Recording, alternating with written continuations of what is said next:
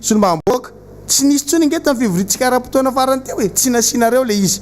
fivoriana ara-potoana zafady ny fivoriana tsy ara-potoana moa zany tsy ahitantsika an'izany noho izany dia ny sehatra faneho-kevitra dia ny plateau ny aina manjery ny isany anankiray ahafahana mitondra ny fanampim-panazavana ny tsikera ny fangatahana fanazavana any amin'ny fahefana mpanatateraka ianareo moa nandrava n'ilay ataontsika hoe antanatohatra misy amin'ny fisara-pahefana eto Madagasikara zay manaraka ny ataon'ny olona ny ivelany any fa ny olona ny fisaran'ny fahefana dia zaratsara mazava ny fahefana mpanatateraka ny fahefana mpanao lalàna ary ny fahefana mpitsara fa ny antsika eto Madagasikara dia novainareo mpitondra amin'izao fotoana izao ho fahefana anankiroa ihany dia fahefanareo tsy refesy mandidy dia ny ambiny rehetrarehetra ataonareo mivadika fahefana mpanatateraka avokoa efa napetrako teto zay omaly dia noho izany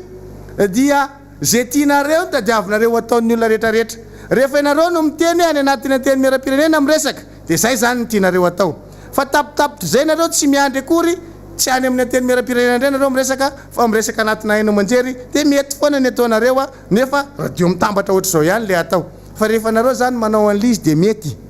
fa rehefa zahay ny manao an'izy dia tsy mety jereo le resaka fitsangatsanganana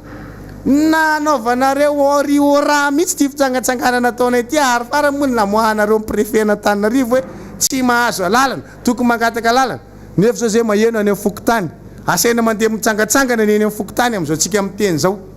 fa nga rehefa iza zany mety dia mahazo mandeha dia tsy asiana fangatahana lalana ny amin'ny fokotany alefanareo izy fa aty amin'ny anay ilana atsojay fitsangatsanganana rehefa andeha zany tsika amin'ny alatsinain'ny Pentecoste ny fahazaran'ny mponina Antananarivo dia na makany Itasy makany amin'ny faritra Meritsetosika Arivomamo Miaranarivo any Apefy zany mazatra mponina Antananarivo rehefa tonga ny alatsinain'ny Pentecoste ny akoatr'izay dia makany Atsirabe zany mazatra ny akoatr'izay dia makeny amin'ny bypass zany mazatra ny akoatr'izay dia makeny amin'ny rovan'Ambohimanga zany mazatra fa manomboko zao zany ny alatsinain'ny Pasika ny alatsinain'ny Pentecoste dia miomana anao ndre matoy préfet fa alefa makany aminao zany ny olona andeha hitsangatsangana amin'ireny fotoany ireny satria rehefa fitsangatsanganana ny asianareo fangatahana lalana dia zay zany ny ataontsika fepetra ve tsy ohatry ny mameve anareo amin'izany fa mbola tsy ary nisy nanao an'izany ange fa io moa araky ny taon'ny olona rehetra dia ary fitsangatsanganana azy dia hoe any amin'izay toerana tsapanay fa mapety ny atao hoe fitsangatsanganana ny olona zay atsonay ao anatin'izany fitsangatsanganana zany fitsangatsanganana amin'ny fony hetsika politika fa iza namono anazy hetsika politika ianareo zay mbola tsy niteny an'izany teto hoe fa raha ohatra zany ka nareo ny matsapa fa zay le izy dia zany mamono an'le izy hetsika politika fa ny zavatra andresanay teto dia tsotra fitsangatsanganana dia nalaminay le izy mba hahatonga an'io tsy hisy débordement tsy hisy olona eo Apefy dia napetraka mazava fa tsy maintsy manana baditra daholo ny olona rehetrarehetra mandeha ny fiarakodia dia mahari anay mba ho fantatra tsy maintsy misy autocollant daholo ny fiarakodia mandeha ny moto mandeha na bisikileta mandeha makany fantatra zany hoe reo ny anay ny olona mandeha fa ny akoatran'ireo tsy zahay zany ny anay ny apetraka mazava tsara mihitsy hoe ny zavatra ataonay dia efa fantatray fa nareo maramara saina dia efa nitandronay mihitsy sy naharovanay tsy siny ny fioara-Apefy na alefa eo aty aminay ary ny olonareo avy any anao karazana fiantsina dia tsy maintsy mbola manaraka ny fepetrapetraka ay hoe tsy afaka manao fiantsina any ianao raha namana raha tsy manana baditra ianao raha tsy misy autocollant fiaranao fa zay mino fa ny olonay olona endry ny mpanohitra nge miady sady malala fomba noho izany miendrika sy rariny raha anao fikarakarana zay dia mirindra ohatr'izany ny zavatra ataonay ary eto dia miteny ho atsika le mandeha mitsangatsangana isoroatsika no manana eritreritra sadasada sahady satria manko le teny nataony teo anivon'ny zandary zany dia hoe raha misy mikorota anao dia andray andraikitra zay raha avy aty amin'ny olonay aloha tsy misy mikorota anao fa sanatria mety hoe andefasanareo olona anakorotana dia mbola isoroanay indray le izy zao isika zay afaka mitondra kiririko dia mitondra sifflet io zany le tiako tenenina zay afaka mitondra dia mitondra sady créetsika ambiance ihany le izy eny an-dalana mora sanatria ka misy ray manana eritreritra hafahafa sy maramara tsofinao kirika miara mirona makeo amin'iny olony a ny mpandrindra ny filaminana hoe iny ty zavatra tadiavinao atao ty noho izany a ry afaka mivatsy kirika zany de mivatsy nareo isoroatsika an'izay olona maramara-kiraniny zay fa tsika tsy ho azon'ireo am'izany velam-pandrika sadasady zany aza mana tsika mino an'Andriamanitra kristiana mivavaka etintsika mbavaka daholo ny zavatra ary apetraka mihitsy satria ty zavatra ty ne raha izao noho izy miara-manonja tsy janona amina resaka hoe hanao fitsangatsanganana tapitra eo famoahana ny zavatra rehetra tsy mety ataon'ny mpitondra fanjakana tsia fa itsika na vita ary fitsangatsanganana de mbola toiresaky tsika hoe reto avy ny zavatra tsy mety noho izany hoe tsika mbavaka zany ho any zay afaka manao rojombavaka amintsika rehetrarehetra de ataotsika isaka ny amin'ny 5 maraina io ho any zavatra tsy mety eto amin'ny firenena entsika mbavaka na ny fitsangatsanganana ary raha pitso maraina zany tokony misy vavaka fo be mihitsy ataotsika any misy atsika rehetrarehetra any a mba hizotratsakany sy andavany io zavatra ataotsika amin'ny fahenina ny volana Febroary io am'izay a azy tsy Andriamanitra ohatra ka manana toetsaina hafahafa izy tsika zany de mametraka tsara fa itsika sady miaja lala fomba no mino an'Andriamanitra fa tsy olona manana saina sadasady ary tsika de nametraka fa fitsangatsanganana ny ataotsika manaraka ny toromarika ny olona rehetrarehetra jereo tsara fa ry zareo be aya aza manana misy miantso mako teny hoe sao de mampana io sao de zao efa tenenina foana tsika fa mino fotsiny any aza be aya aza toetra ty amitsika ny aya na kely akory azy fa leo any am' zareo ny aya aleo izy samizy ny fampy aya aleo izy samizy ny tsy fampatoky fa tsika mifampatoky itsika aza mametraka na kely akory na ray segondra ao anatin'ny saitsika fa manatsika amin'ny zavatra ataotsika misabotsy aza manana kely aza fa manana finoany fa itsika hitsangatsangana tsisy maharatsy an'izany ary tsika tsy maneritretritra sadasady fa jereo tsara fa ry zareo be aya ry tsy mifampatoky ao anatina filan-kevitry ny gouvernemanta no mipatitaka rava amin'ny filan-kevitry ny gouvernemanta satria naniny tsy mifampatoky ka samy mifampy aya samy be sandry samy be mokondo de tsy mifanaja zay rehefa tsy miaraka amin'Andriamanitra koa ianao satria tadidio fa ty fanjakany ty a tsy napetraka tamin'ny alalan'ny baiboly ty lavina ny fisian'ny baiboly zay nazatra hatram'izay ny tsy mbola nataon'ny olona hatram'izay ataony ty fitondram-panjakany ty daholo manko de tafiditra ao anatiny koa iny a fandavana baiboly iny ka rehefa tsy miaraka amin'Andriamanitra ianao de tsy mahagaga e ao anatin'ny baiboly anke misy zavatra miteny zany hoe rava amin'ny fitondrana miady an-trano e efa manomboka izy io efa manomboka ny ady an-trano filan-kevitry ny gouvernemanta avy no mipatitaka zany le zavatra tytsika tenenina hoe ny atsika dia anjaratsika ny milaza ny tsy mety anjaratsika ny mametraka hoe reto avy ny olana amin'ny fihetsiky ty mpitondra fanjakany ty de noho izany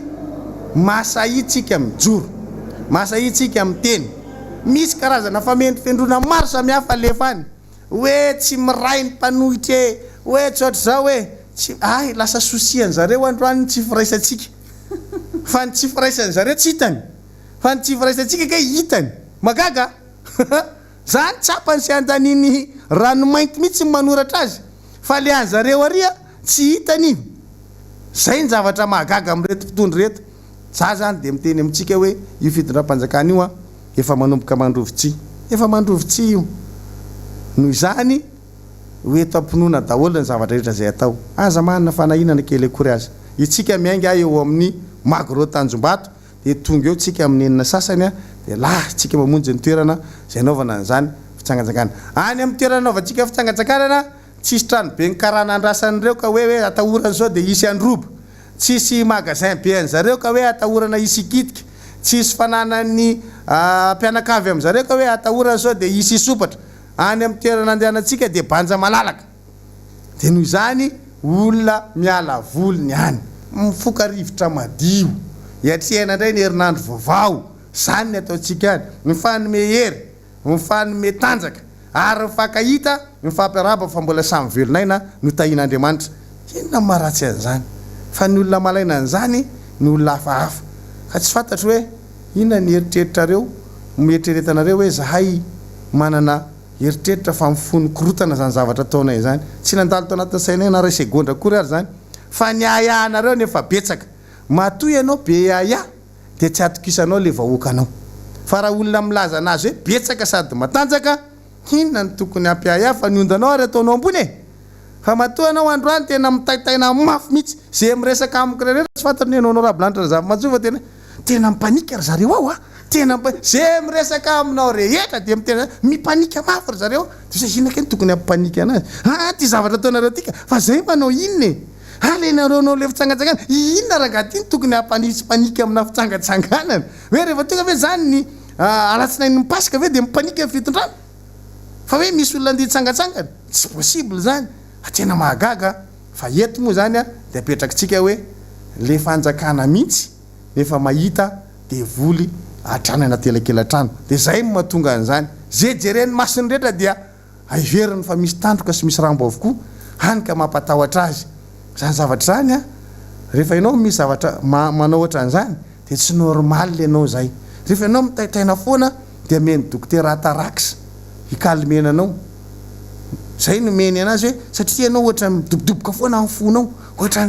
be aya zany ianao dia tsy maintsy omena fanafody ianao raha ohatran'izay dia tsabona dia rehefa tsy sitrana barakay zay le izy fa etotsika dia tena hoe tsy maninona mbola hoentina mbavaka koa nareo ho calme ngamba ny tena tsara atao hoe ampidirina eo anatin'le angatapitana eny mba ho calme fa ohatra mitaitaina loatra anitra raha zafy manatsoa hoe tsika mbavaka repitondreo mba ho tony kory zareo fa ohatra ny tena mafy loatra le zavatra maneriny sainy amin'ity fandehanantsika mitsangatsangana amin'ny asabotsy ho avy izao ty tsy teo amin'ny toeran'ny mpitondra aloha tsika amin'izao fotoana zao manatitra ny fiarabanantsika rehetra kopatanana naiza nisy ny antanta kely tiany mora rano kroma teo mba tenenao zay fa tena mihaino nareo tsy tapaka zay nahandro na alina manao mijery rediffusion zany toerana marobe ny tsena rehetrarehetra eto Antananarivo ny Come petite vitesse marobe nareo a tsy voatonona araky ny voalaza teo anao fitsangatsanganana ny Miara-Manonja raha amin'ny sabotsy zao hito moa zany le fiteny amin'ny teny français hoe J-2 panique générale zay no zavatra mitranga anao pique-nique ny Miara-Manonja dia mipanika zareo mpitondra mipipika daholo zay mipipika fa marina mihitsy fa misy fanafody azo vidiana ihany aloha l'exomil mampicalme mividiana l'exomil fao be dia mba meo daholo zay tsy mazaka rehetrarehetra fa hatramin'ny conseil de gouvernement zany rava isanandro nareo dia fivorina isanandro ahoana ny contrenandreo ahoana ny anenjehanandreo député reo indrindrandrindra rehefa ampiakarina daholo ny député anaovana an'izao interview samy teny daholo maivana be daholo le zavatra tenena fa araky ny teneniko fotsiny efa nametra beloman'le resaka solidarité ao anatrehany ao amin'ny antemera-pirenentsika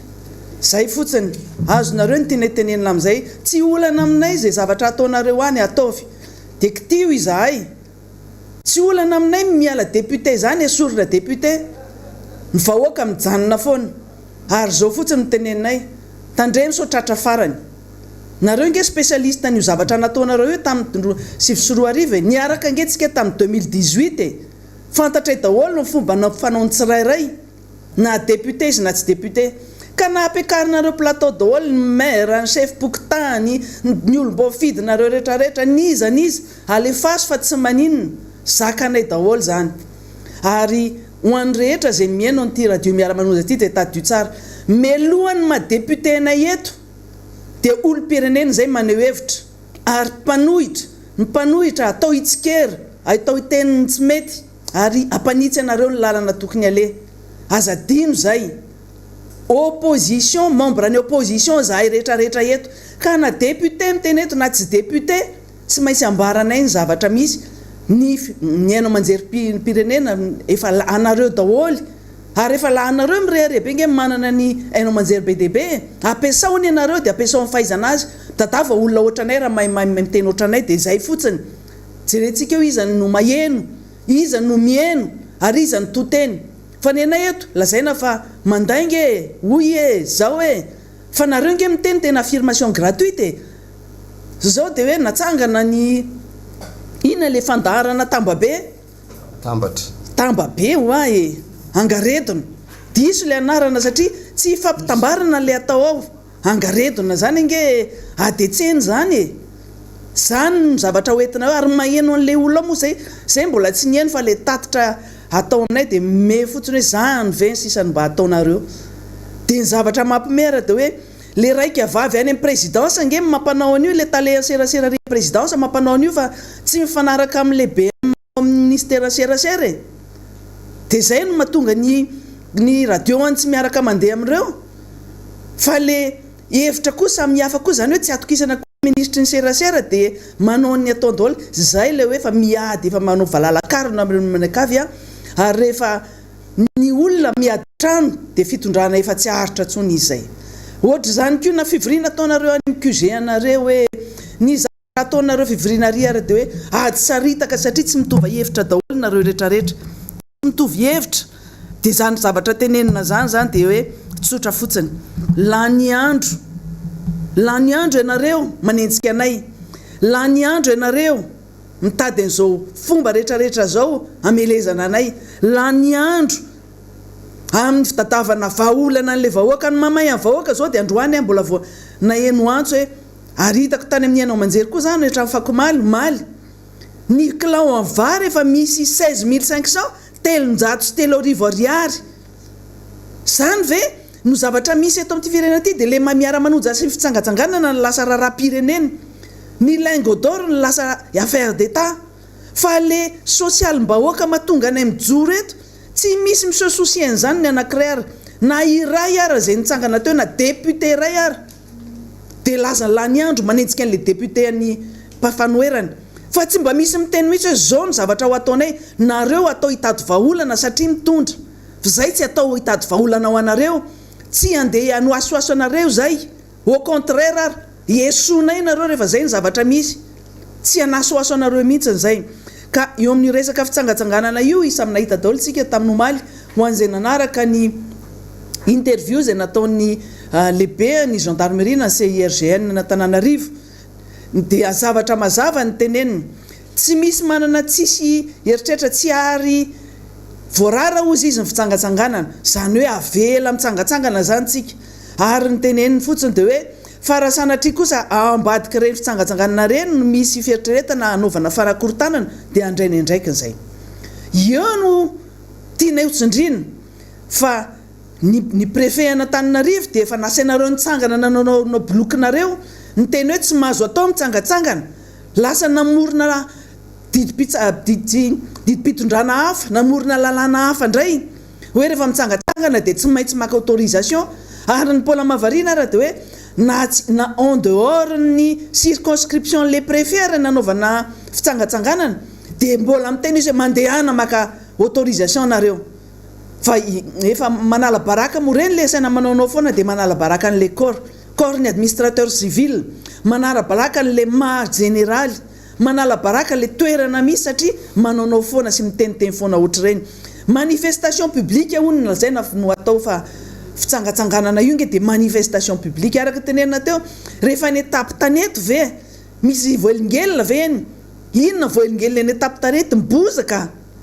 ny vorokely maniditsidina ny hazo maniry eny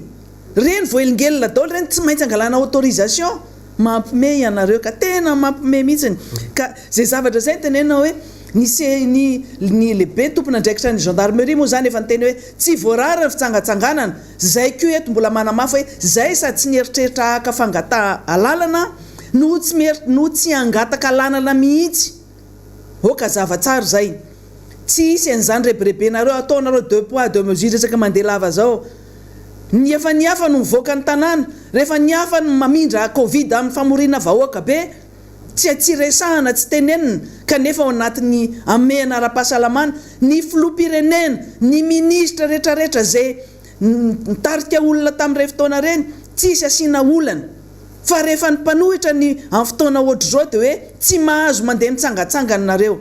io ndray de tsy voasakanareo na ino kidona na ino kiatra ka raha sanatria misy ny fandonana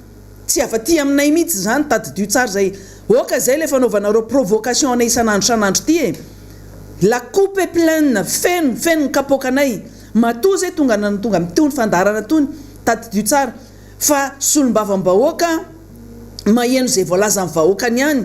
ka raha ohatra amin'ny tsy fandehanan'ny fitondram-panjakana manasarona ny zavatra tsy mety eto zay no zavatra tiana tenenina eto moa dia ampatsiahakely zavatra ny teneniny lehibe ny gendarmerie hoe tsy miditra politika ny gendarmerie tsy momba ny atsy tsy momba ny ery zahay dia hiaro ny vahoaka sy ny fananany izay mihitsy kosa ny tokony ho izy raha ny tokony ho izy dia zay hiaro ny vahoaka sy ny fananany ny mpitandro filaminana fa ny zavatra hitantsika na tamin'ny 2024 na zao zany dia ny seg mialatsiny afa tsy maintsy tononoko ny anarany ny seg Andriamatora Avalomanana Richard nanana ny firekeviny politika ary tsy nafeniny io nataiza ny toerana nalehany isaky ny misy occasion amin'ny ianao manjery dia tsy maintsy maneho ny hevitra politika izy ny zavatra ataony rehetrarehetra déclaration de politique ary mahavariana tamin'ireny dia ny tompona ndraikitry ny mpitandro filaminana dia asainy mijory eo aorianany daholo manao n'le fianamina mpitandro filaminana anazy fa izy moa tsy manao le akanjo mpitandro filaminana fa manao akanjo ny Django dia reny zavatra reny no anaporofona fa tsy mitazona ny toerana misy anazy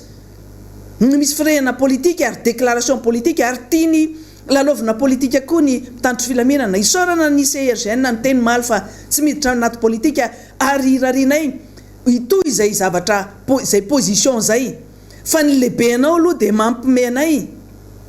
ny seg mampime satria tsy zahay le toetsainy tsy zahay le toera asehony modèle ratso anareo amin'ny gendarmerie ao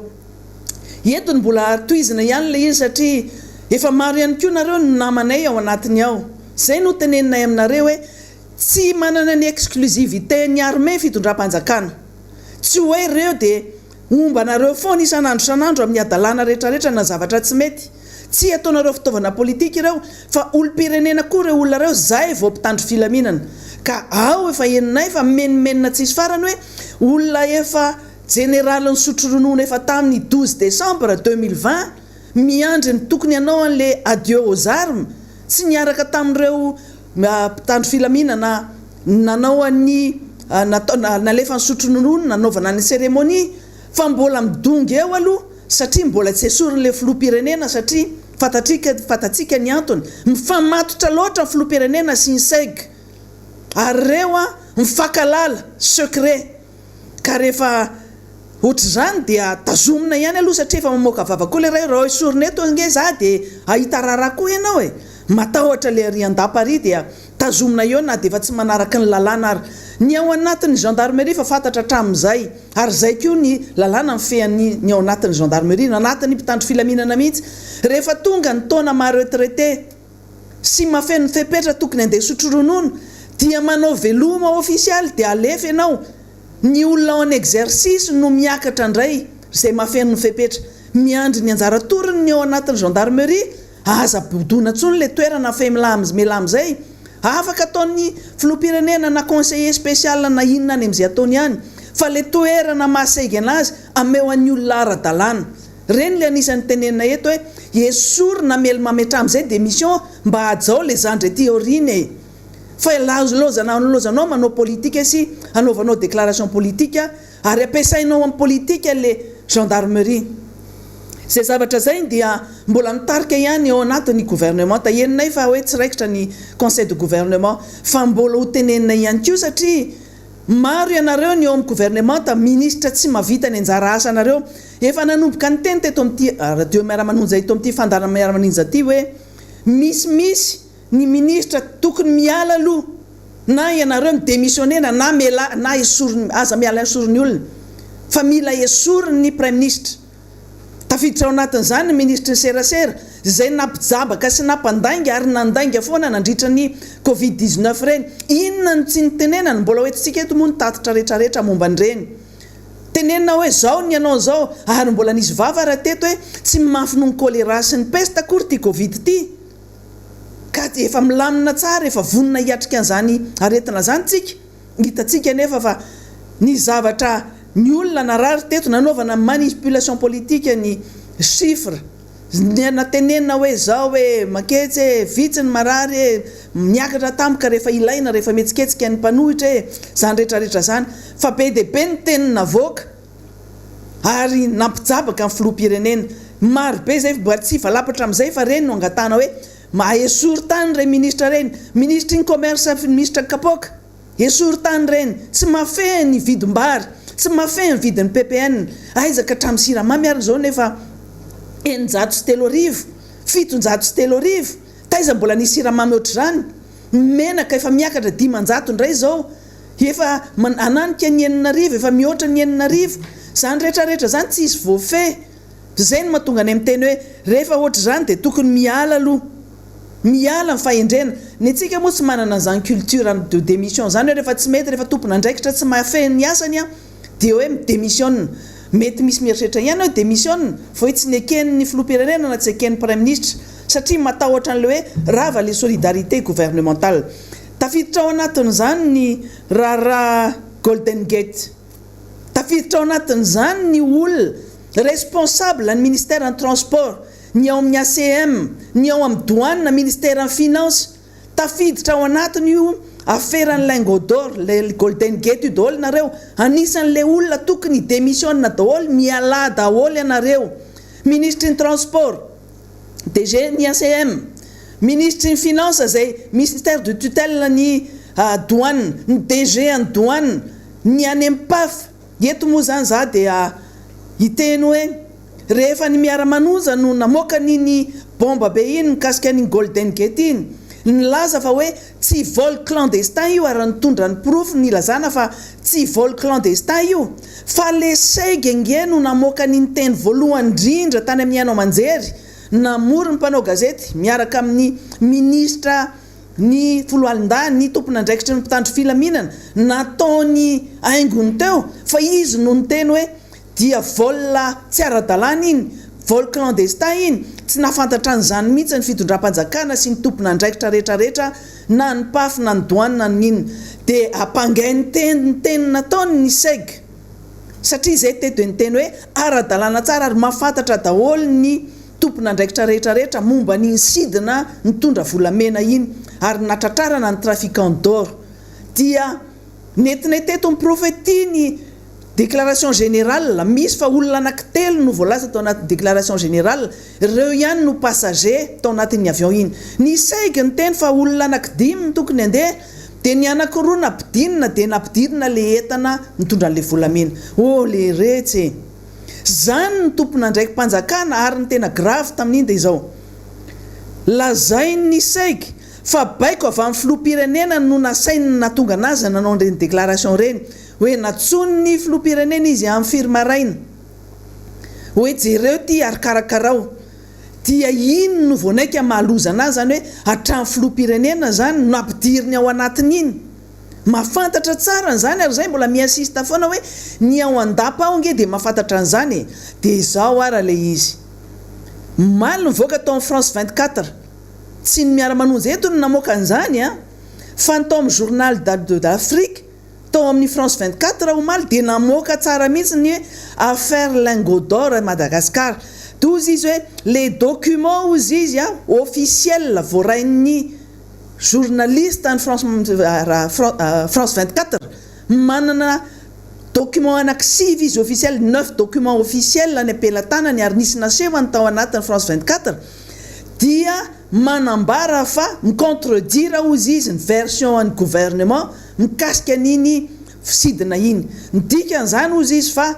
ny vol zay nalefa tany Afrika Atsimo mitondra ny volamena iny dia tena vol régulier ary nafantatra daholo na ny douane na ny PAF ary na ny gendarmerie ary misy signature ny douane na ny reçu zay navoakany ihany koa anankisivy ny document navoakany mitovitovy amin'ny aty ampelantananay dia inona no lazain'ny gouvernement amin'izany inona no lazain'ny fitondram-panjakana amin'izany fa na ny taleserasera ny gouvernement ny taleserasera ny présidence ara dia niakatra amin'ny teny amin'ny hainao manjery ravavy niteny fa niteniteny foana vol clandestin tsy nafantatra ny inona tany amin'ireny tompona ndraikitra tsirairay reny ka zay zavatra zay no tiana amafisana eto hoe anisan'le mbola mitondra manao bavure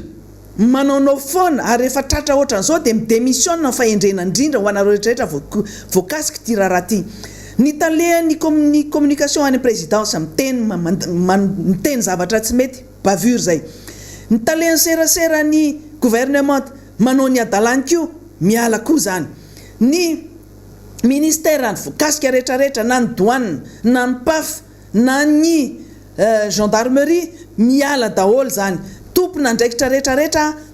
raha ny tokony ho izy dia midémissionna daholo zay no zavatra ho tenena eto moa somary betsabetsaka ny zavatra horesahantsika eto apelatananay hoareosentsika amin'ny fotoana mamety anazy tony mivoaka amin'izay le sary lazaina fa caméra maty tany amin'ny tao douane maty ny caméra tary amin'ny STA maty ny caméra tany Tuléar io fa mivoaka izy io hita tsara na ny avion na ny olona mivezivezy eny hatramy gendarme raha hita ny paf ny mikasika ny fahasalamana ao daholo zany hoe ao daholo izy rehetrarehetra fa amin'ny fotoana mamety anazy tony ho avoakatsika satria tsy ho ampy ny fotoana androany ny tiana tenenina zany dia hoe tsy afabela ny ao andapa mikasika an'ity raharaha golden gate ty ary amafisiko eto foana ny zavatra ny tenenina tamin'ny fotoana tamiherinandro fa tsy mba nisany voatohitohina ary tsy voateny zany société amarante zany amarante zany no mpibata entana sy manao ny fisavana ny entana ihany koa fa tsara ho fantatritsika hoe iza ny tompon'io société io ho afitsika amin'iny herinandro iny fa androantsika mbola fafitsangatsanganana no tena ibahana eto amin'ity sehatra ty ny zavatra farany mialohany marana koa ny zavatra ho teneniko eto dia zao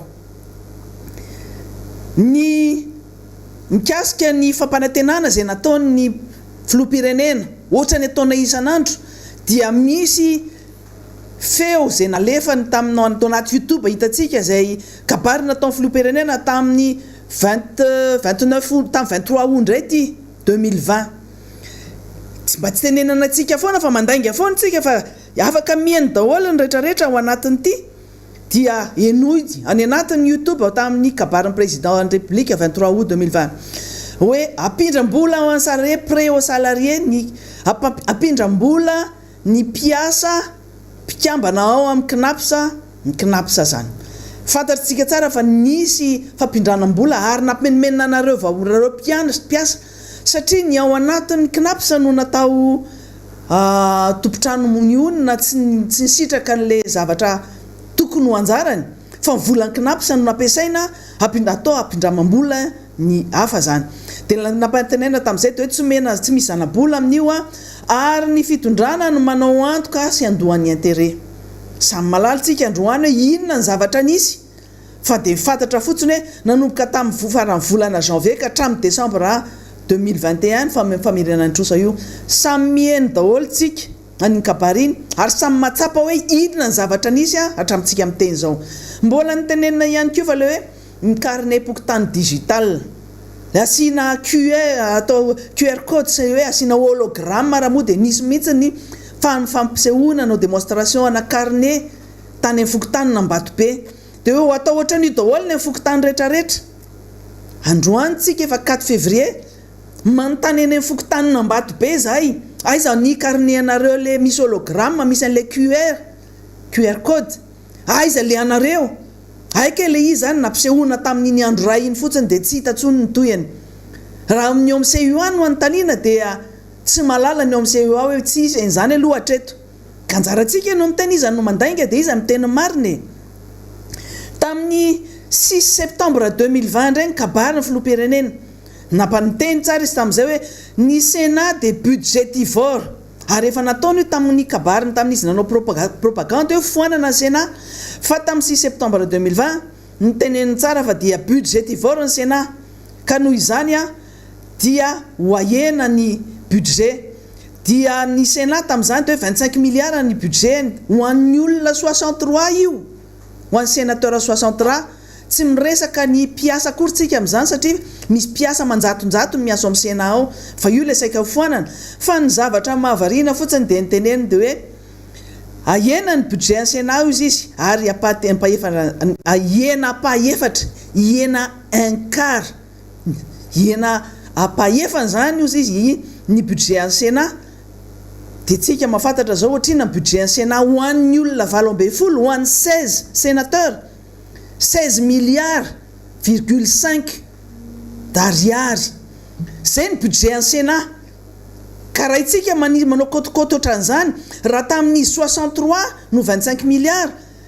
no eritreretana mbola tsy 25 milliards akory raha tamin'izany fa raha ny 18 no 16 milliards tsy dia lavidavitra ny 1 milliard nge zany ny hoan'ny anankiray latsadataky zay fa le nampanantenana kosa dia hoe ananganana université le izy ary 10 université 10 isa-taona dia université efatra zany no vitaitsika zay zavatra zay zany dia mbola naverina hoe mitoetra ny velirano février tsika zao tsy nahitan'izany tsika tao anatin'ny LFR tsy nahitan'izany tsika tao anaty LFI ka barina tao 6 septembre io ary mbola namafisiny tsara io hoe raha tokony anao université 10 isa-taona tsika dia université efatra zany no vitatsika dia miandry fa eo no mahita hoe iza mandainga iza miteny marina mbola maro ny zavatra tianao tenenina hatreo aloha ny anjarako androany fa efa tonga eto ny namana Rabekijana avy any aparafara volany tonga soa ianao député Rabekijana kopakopa tanana ny any aminareo ny aparafara volany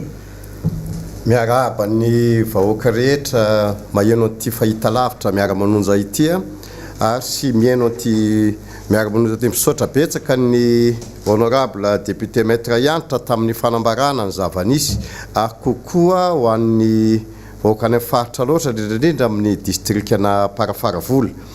eto dia raharam-pirenena no jerena ary hita ty firenena ty fa efa tena mitotongana araka ny zava-misy moa dia efa any amin'ny laharana faharoa alohan'ny farany zany hoe raha tsy nisaraka zany ny Soudan nord sud dia isika ny lasa farany indrindra eran'izao tontolo zao mampalahelo izany raha ny zava-nisy jerena dia talohany nandraisan'ny era jonary mampianina ny fitondrana dia tany amin'ny laharana enina alohan'ny farany laharana fafito nefa rehefa teo anelanelan'ny fitondrany era jonary mampianina nidina any amin'ny laharana fahaefatra sika ary niditra ny fitondrana mambahoaka Andry Rajoelina dia laharana fahatelo eo tsika amin'izao fotoana zao voaroa taona monja dia any amin'ny laharana faharoa alohan'ny farany sika mampalahelo zany satria miseho mahay angamba zareo nefa oako tsapan'ity fitondrana ity fa nisy andreny événement 73 député ireny zany hoe tsara fantatry ny fitondrana amin'izao fotoana zao indrindrandrindra président Andry Nirina Rajoelina tsy tonga teo amin'ny toeranao mihitsy ianao raha tsy izahay 73 député nanaiky hoe afaka milatsaka ho fidiana par rapport an'izay dia mitodika amintsika solombavam-bahoaka zay mbola tavela eo tafiditra deuxième mandat ny tenako betsaka ny lesona nataotsika satria député ho an'ny fanovana isika betsaka ny zavatra ny dila ny fanaovantsika anova ho tsara ity tantaram-pirenena ity amin'izao fotoana zao dia ny zavatra magaga dia asa hoe tonga amin'le fitenenana any an-tsianaka geda faniany anareo dia lasa manadino ny tantarany izay ny arahantsika nanao ka dia oziko hoe minana dia mieritrereta izay fitenenay any an-tsianaka zay teny ngeza izay hoe geda faniany sy minana dia mieritrereta raha ny zavatra ny ainantsika tao amin'ny 73 député izay tao par vita amin'ny 13 mai tao dia betsaka ny lesona hitatsika fa tsy nety tamin'le fitondrana teo izay natonga nireny korontana be reny ary ny zava-nisy hotsoroko amin'ny vahoaka malagasy ianareo TGV mampara mihitsy angeny nanao andreny vatapaty ireny ianareo mihitsy nanao andreny vatapaty ireny am'izao fotoana zao ndre nareo lasa manozina any président Marc Ravalomanana ohatroatra zany ka tiako tenenina dia nisy lesona ny ainatsika tamin'ity firenena ity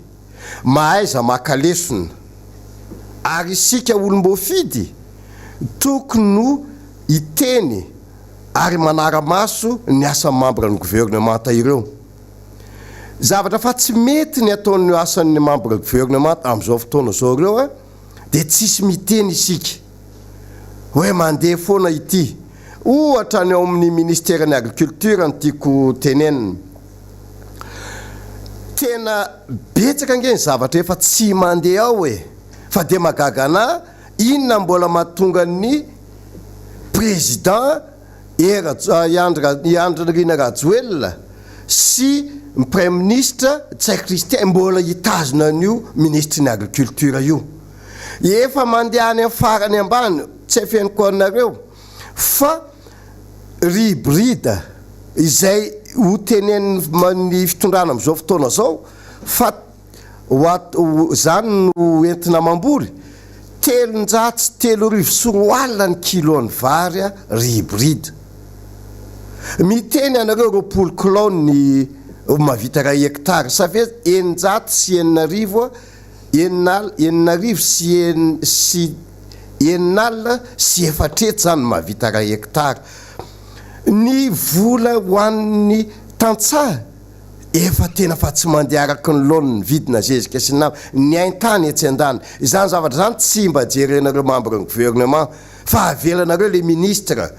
anao zay zavatra fantany eo hita fa efa mikrosofahana raha ny analyste moinge négatif ny résultat azon'ny ministère ny agriculture firy mba ratification vola azo famatsina ratification azo am'izao fotoana zao tam'za président commission ny agriculture tamin'ny mandat teo aloha efa nisy hatrany amin'ny 7 raha ny deuxième session ordinaire no nisy ratification am'izao fotoana zao firy mba ratification vola azo ny ministère hijerena akaiky an'ity fitondrana ity ireo tantsara eo efa eritrereto 900 ny vahoaka malagasy gne dia tantsaha avokoa miaina amin'io izao zoa ny vidin'ny vary misy député honorable iray any amin'ny faritra sud-est any ny teny 500 ny kapoaka ny vary 500 ny kapoaka ny vary mampalahelo nge zany raha taloha tamin'ny andro président Marc Ravalomanana 300 500 am'izao fotoana zao 700 eto Antananarivo 700 any aminay any faritra loatra sopotry Madagasikara 700 ny kapoaka ny vary ianareo mitetateta hoe anamboatra usine fanaovana kapoaka solution nge zany usine fanaovana kapoaka zany tsy any amin'ny kapoaka ny problème fa any amin'le vidin'ny vary misy 7000 tonnes tonga ao am-port aiza ny anaovana an'io any amin'ny kere any tsy jerenareo n'olona any amin'ny kere miakatra zakananareo indray ka manoloana an'izay dia io no mahatonga amin'ny teny minana dia mieritrereta fitenina ihany zay be loatra ny zavatra tsy mandeha amin'ity firenena ity tokony atsapa tena nareo ary tsy fantatra inona koa mbola tazomanandreo membre ny gouvernement reo efa hita fa mikoinsange le zavatra le tantara-pirenena ny vahoaka migasy ny misahirana oera fotsiny anao an'izao nefa lainga daholo ny zavatra tenena tsisy vita hatramin'ny farany tsy mifiainan'le vahoaka ny jerena mijaly nge ny vahoaka no hanina androany tediavina raha afaka pitso aiza izy fiainana ohatran'izany no hanina androany tediavina raha afaka pitso dia safe zany mbola mitrosa reo olona reo re vahoaka reo mandra-pahatonga ny ravaka pitso dia tsisy fiainana mihiratra mihitsy ho an'le tantsaha ka ho an'le vahoaka malagasy mihitsy na fonctionnaire jereo mpampianatra nge frame natao 0 ariary aiza isy natanytany naovana 0 ariary nefa tsy récupérena akory ny zavatra ny findratrahana rehetrarehetra tsisy mihitsy ny redevabilité mandeha makany am'le commune sy ny fokotany sy ny any amin'ny faritra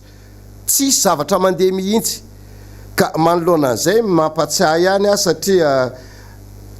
ho lalina izy ty ary matoa ny firenena rehefa ohatr' zao efa manaka aingana loatra ty fandehan'ity toedra raha-pirenena ty raha ny zava-misy zao raha tamin'ny mandat teo mandany era-jonary mampiana matoa nisy eny motion de déchéance reny a efa roa taona alohan'ny ataperan'ny mandat vao nisy en'ireny izao mbola vao roa taona ny vita efa zao ny fahasahirana ny firenena zao ny fahasahirana ny ianareo mpitondra ka manoloana zay dia mampatsiahy ihany afa misy zavatra tsy mety tokony heritreritra ianareo fa tsy ho ela izy ty raha zao ny fandeny a ary izahay a tsy androdana nyty mihitsy fa tonga am'teniny delina kely zay hoe miala ho azy io mirodana ho azy ohatra mangamasaka any aminay ihany io rehefa mangamasaka any dia potraka ho azy rehefa tsy mahay mitandrina ianareo mikasika atsika ao amin'ny anteny mera-pirenena io famonoana afo io ma tsy mampandeha ny firenena io mamono afo dia misaotra ny fitondram-panjakana misaotra rehefa misy tsangatanana ny ilainy vahoaka antsika nge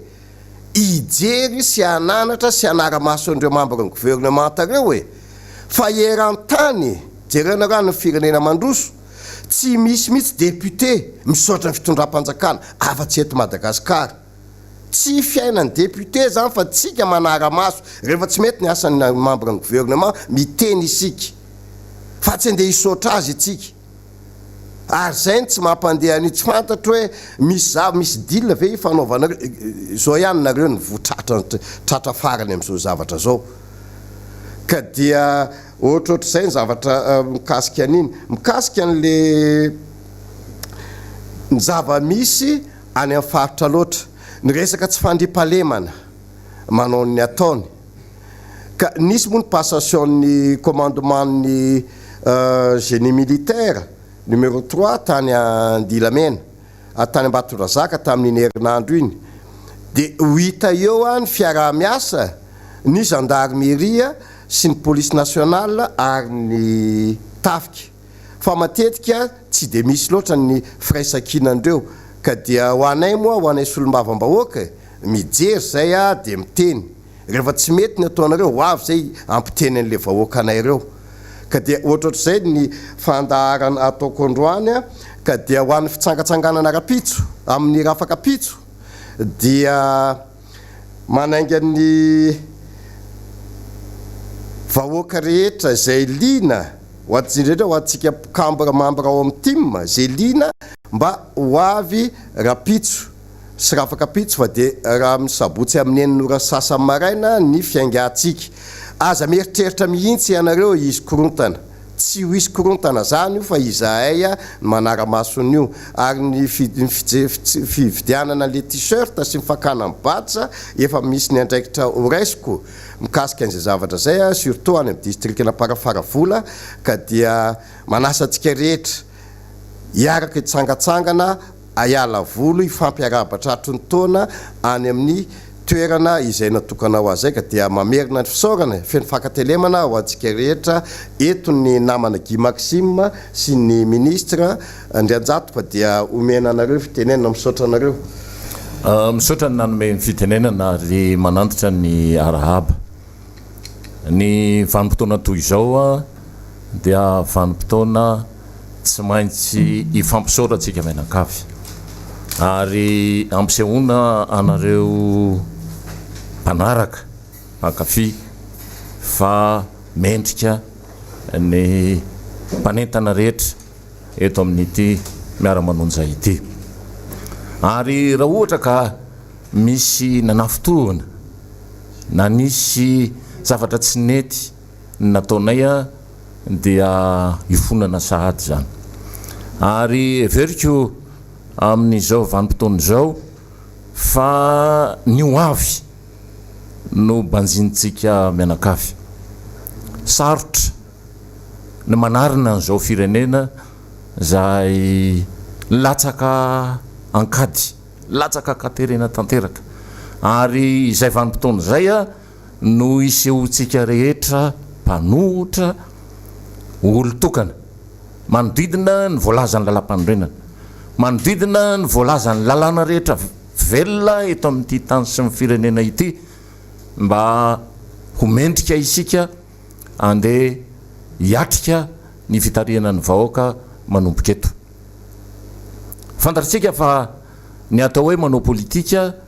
indrindra no manao politika ny ivelan'ny fanjakana dia tsy zava-mora ary mampisaotra ny président Marc Ravalomanana tamin'ny fikelezany aina nandeha nitarika izany fanoerana zany hatrany am-piandohana ary vitsy ny olona manao investissement politika eto Madagasikara satria ny atao hoe manao politika dia ny fahafahana manatanteraka ny hevitra andeha hiepita makany amin'ny vahoaka ary tsy vita mora zany ininy olona eo amin'ny fitondrana ho giazana ny lalàna rehetra mba tsy hahafahany antoko-mpanohitra mitrevona arak'izay tokony ho izy satria raha ny marina amin'ny tany demokratika rehetra dia otro ny volam-panjakana ny hery fanoerana mazava ary hery fanoerana mazava ny atrika fifidianana ny atao hoe hery fanoerana eto Madagasikara lalam-panorenana mametraka an'Andriamanitra Marc Ravalomanana ho lehibe ny mpanohitra araka ny article 14 ny hery fanoerana dia mivondrona amin'ny alalan'ny plateforme maro ary manaiky an'izay lafin'izay a dia manana 900 Andriamanitra Rajonary Mampianina maro be ireo olona anivelan'ny fanjakana zay efa milaza fa mpanohitra ary manaiky ny rindran-damina ao anatin'izany fanoerana zany izany topoka lahy sy topoka vavy no nijoron'ny fanoerana ary nanazava-kevitra tamin'itony radio MBS nivadika ao Miara-Manonja amin'izao fotoana izao a fa dia misy tsy mety eto amin'ny tany sy ny firenena ary efa azonareo vahoaka indrindrindrindra ny hevitry ny atao hoe fanoerana mihaja dia izao ny vokany tsy izay rery tsy ity Miara-Manonja ity tsy ny hery fanoerana amin'ny ankapobeny no inona fa ny fihinananareo ny hevitra tsara ary mazava avy aty amin'ny fanoerana noho izany dia mifampiarahaba-teny isika amin'izao akatoko ny vanim-potoana lehibe anaovantsika démonstration de force satria izay no atao hoe fanoerana ny démonstration de force mantsy a dia tsy midika hoe fanakorontanana ny fiainan'ny firenena fa ny fanjakana mijoro amin'izao fotoana izao manoloana ny zava-misy teto amin'ny fiainan'ny firenena ny doublon ny fampidirany tsokosoko ny fitaovam-piadiana mahery vaika ny fanondranana volamena tsokosoko ny fanaovana vonomoka ny olona tany farafangana sy ny zavatra maro isan-karazany zay hiampangana ny ty fanjakany ty a dia voazavany zava-misy zany ary tamin'ny fahakingana tanteraka no nandraisan'ny mpanohitra ny zara asany tamin'izany vanim-potoana zany dia matoa zany misy ny tsy fahafahan'ny fanjakana intsony mitondra satria izay no zava-misy amintsika amin'ny teny izao tsy afaka mitondra intsony ny fanjakana io ny démissionna tsy milaza ny anarany ny ministry ny angovo tsy zakany lohany intsony ny atao hoe crise interne ao anatin'ny jirama ganagana amin'ny sasaloha ny fandrindrana ny fiainam-bahoaka manoloana ny zany zava-misy eto amin'ny fiainan'ny firenena zany jiro sy rano dia anyheriny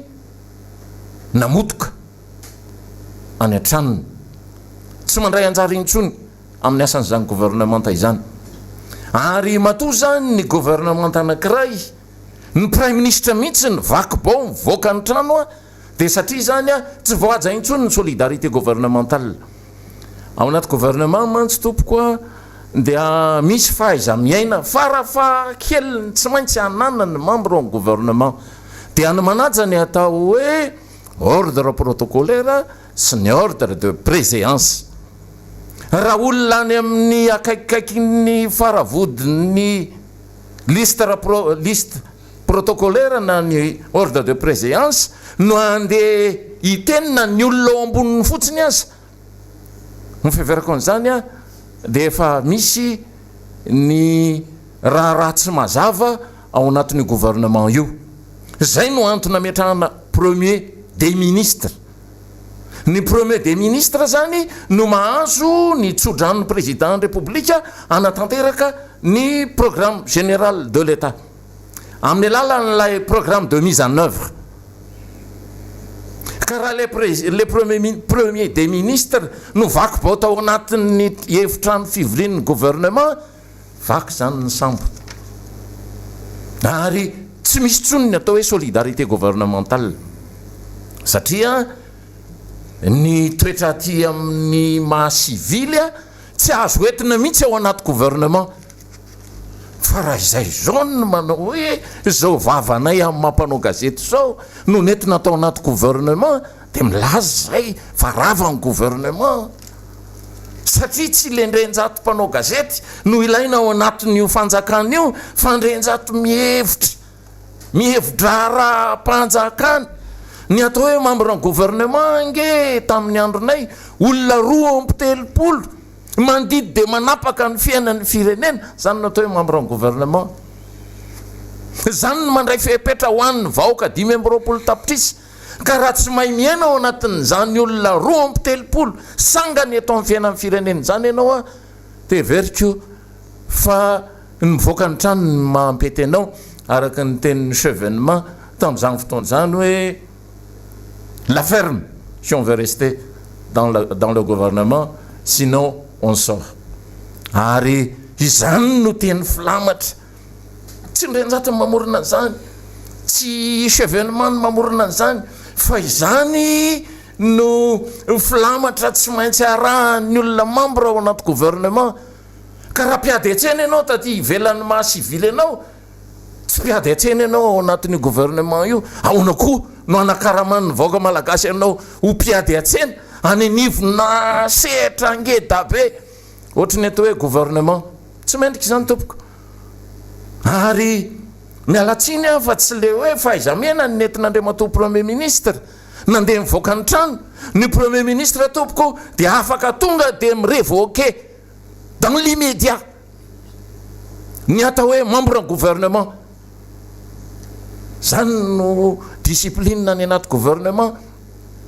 fa raha vao tsy nanao an'izay zany ny premier ministre tsy nanao mise à pied an'lay ministre ny ady atsena ao anaty gouvernement dia rafa zany ny gouvernement eto Madagasikara tsy manana raison d'être intsony ny atao hoe gouvernement eto Madagasikara mialatsiny fa zany ny zava-misy ary constat des faits zany tsy manakorotana fanjakana indray zany fa dia zao zany no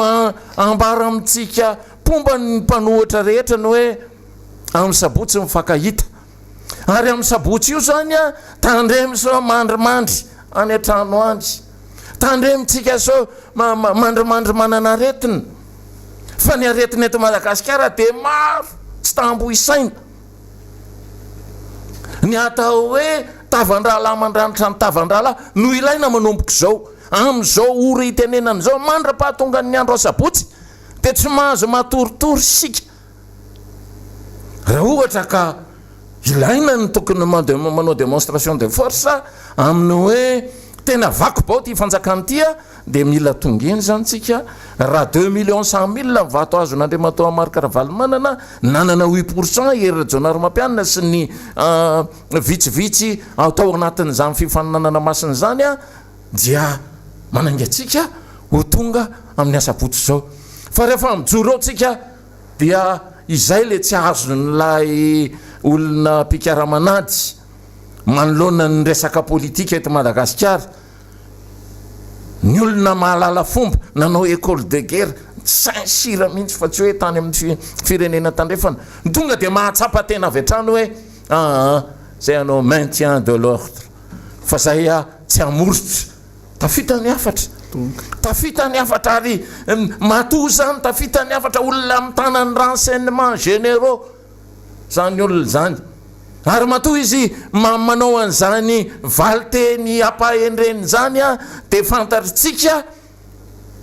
fa isika mpanohitra koa dia afaka mijoro manoloana ny fandraisana ny raharaham-pirenena ary tsy matahotra ny iara iasa amitsika ny folo alin-da nydikan'izany resaka rehetrarehetra zany tsy azo ampedina ny folo alin-da manoloana ny asa fanoherana eto Madagasikara dia mahavelombolo ny hoavin'ny firenena satria tsy mijery ny any ariana tsonytsika ny fomba tsy maintsy ataontsika manomboka izao dia mijery ny hoavin'ny Madagasikara sy ny vahoaka malagasy 520 tapitrisa ary rehefa miara amin'ny tempo isika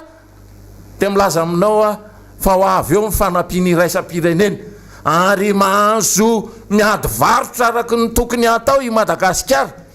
ndia moa ny Côte d'Ivoire ny mahazo 30 milliards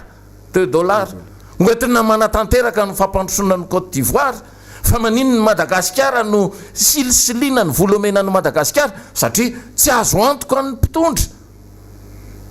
ary izany condition PDB apetraky ny any an-dafo zany rehefa miresaka ny France 24 dia mazava loatra fa lay resaka ny fanaovantsika tetomaly ny amin'ny hoe efa anaovan'ny olona tamba be ny fanjakana amin'izao fotoana izao fa mihevitena ho zaty dia mialatsiny manoloana an'izany tsy ny fanoherana no any tena mandresy anareo amin'izany lafiny zany fa mifanoherana dia nazava mifanazavany ary mifanazavana taon'izao fanoherana rehetra zao nareo mihevitra anaovan'ny olona transcription any amin'ny chancellerie ny fanazavana rehetra ataony ny fanoherana tahako izao dia mazava fa mandeha makany amin'ny fahombiazantsika amin'ny asabotsy zao ary lehilahy zay mpitarika ny folo alin-da eo ka hoe tena andeha aprisika ny miaramila andeha amono vahoaka ary tena eto dia samy teny fa ijoro ny vahoaka malagasy amin'ny asabotsy zao andeha hitsangatsangana tena lay mobile resahan'ny fanoherana zany dia mobile tsy azo anaovana amoronana moyen mifanohitra amin'izay mobile zay raha mitonga ve tsika hiteny hoe andeha hitsangatsangana dia amoaka tank ve ny fanjakana moka blindé ve no akariny fanjakana nefa tsika andeha hitsangatsangana efa diso zany any amina stratégie ny opportunité ve sao dia andeha hieritreretan'ny olona mitondra fanjakana fa misy ny opportunité ahafahana manao politique du chaos eto Madagasikara amintsika miteny zao diso koa zany ary ny atao hoe mandresy ny fanjakana amin'ireo herim-pamoretana be dia be opelantanan'ireo zay efa nilaza pahabe maso fa tsy anatanteraka raha ohatra ka amin'ny fanambaran'ny commandany gendarmerie-pirenena nyresahana dia mampitehaka atsika vahoaka malagasy zany fa tsy maintsy mijoro tsika raha vao tsy mijoro ao tsika zany dia hosahirana satria dia lasa indray ray ny ebo rehetrrehetra sy ray ny ambo rehetrrehetra itena eo raha fa mipiady atsenana anaty gouvernement indray no azo laka ovitany ovintanitra misy an'izany hoe ny fanjakana indray no mampiady angely manao ny asan'ny fanoherana dia mitamatama be ao anatin'le asa fanoherana ny fanoherana satria tsy convaincu resaka ataontsika eto nge tena avec conviction tsy misy vola ny fanoherana nefa dia tena retotsika menakavy ary ny fifanomezantsiny amin'izao dingana misy ny fanoherana zao dia elantsika lavitra impute mandehivitr'olona aoka tsy hisy mihitsy ny fifanomezantsiny satria ny fanoherana aty amin'ny tany an-dalam-pandrosoana tahaka ny Madagasikara indrindra manana gouvernement sy mpitondra fanjakana tsy mahalala fa tsy ny tompontsoany irery tratra tany Afrika Atsimo izy dia kibokibon'ny rariny ray mbola moka volamena amin'ny fomba ofisialy fantatraingeny mombanao ragovany gouverne ny banque centrale zany ianao ane nandeha mban'ny lohanao azy dia ianao mihitsy no efa tsy crédible satria ianao amin'ny opposition misy anao io a dia fantatry ny olona fa ianao no nitondra an'le 20 milliards de dollars oentina mampandrosan'ny Madagasikara tamin'ny alalan'ny conférence des bailleurs et des investisseurs tany Paris ary efa neken'ny olona zany dia ianao io ve dia afaka hamadika an'izany akany amin'ny Andry Rajoelina tsy mety zany i Andry Rajoelina anga niavana tamin'ny communauté internationale i Andry Rajoelina nge nanafokafoka amin'ny banque mondiale sy ny FMI i Andry Rajoelina nge nilady tamin'ny frantsay efa nisokafan'ny olona ny vavahady ahafahany Andry Rajoelina tena mitantana ny Madagasikara inona ny tianareo eritrereto fa tsy Emmanuel Macron koa rera no miresaka amin'izany na Yves Le Drian na ny ministre ny coopération fa mpanao gazety Bois Bouvier no asain'ny frantsay milahatra an'le président de république hoe inona ny tadiavinao monsieur le président amin'ny teny fohy restitution sa négociation restitution tapina ny do mitateraka ary tena tonga dia misika mianakavy no miara miondrika manoloana ny zava-misy dia so zava-misy amintsika so nge zany zavatra atao zany zany angena atao hoe diplomatie mila mahay manao an'izany takta diplomatique zany rehefa miresaka manolona fa nga io anaovana amborivorona anaovana ditra io anga azo averina ohatrany hoe mikiosika disika tsy azo averina ohatr' zany io rehefa zay ny tempoan'ny olona dia zay no classification anao any anatin'ny zavatra ifanarahany eto ambonin'ny tany ianao nga mafy be ohatran'ny Jacques Chirac sa Helmut Kohl sa i Poutine tamin'ny vanim-potoana sasany idirana tany Irak fa nicolasiny George Bush Junior fotsiny ankitsy rano hoe l'axe la mauvaise Europe dia nafindrany nakany a Pologne no tête de liste miaro ny OTAN nefa i Pologne dia fantatritsika fa tany amin'ny pacte de Varsovie nireny vohatra Pologne mihitsy ary ny nanaovana amin'ny pacte de Varsovie zany hoe ny fifanarahana aty amin'ny bloc de l'Est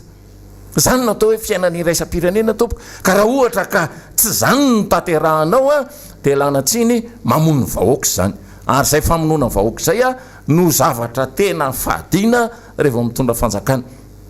tsy politika ankibony no izy ny dadabe-tsiranana no izy rehefa voky ny kibon'ny olona mahay ianao zany fa rehefa tsy misy ny kibon'ny olona tsy mahay ianao zany zao fe anao vo anao légalisation ny atao hoe fanoranana volamena eto Madagasikara taraiky loatra zany taraiky loatra amin'ny sabotsy mifakahita zay ny démonstration de force ataon'ny fanoerana Guy Maxime ia makasitraka zokopedrejato manatitra ny arahaba ho antsika rehetra isa-tokantrano any amin'ny toerana rehetra zay narahantsika an'izao fandarana zay marina tokoa ny ianao hoe amin'ny sabotsy isika no mifankahita kopakopa-tanany manokana ho an'ny faritry melaky satria dia fantatray ary nazahonay tatitra fa dia tena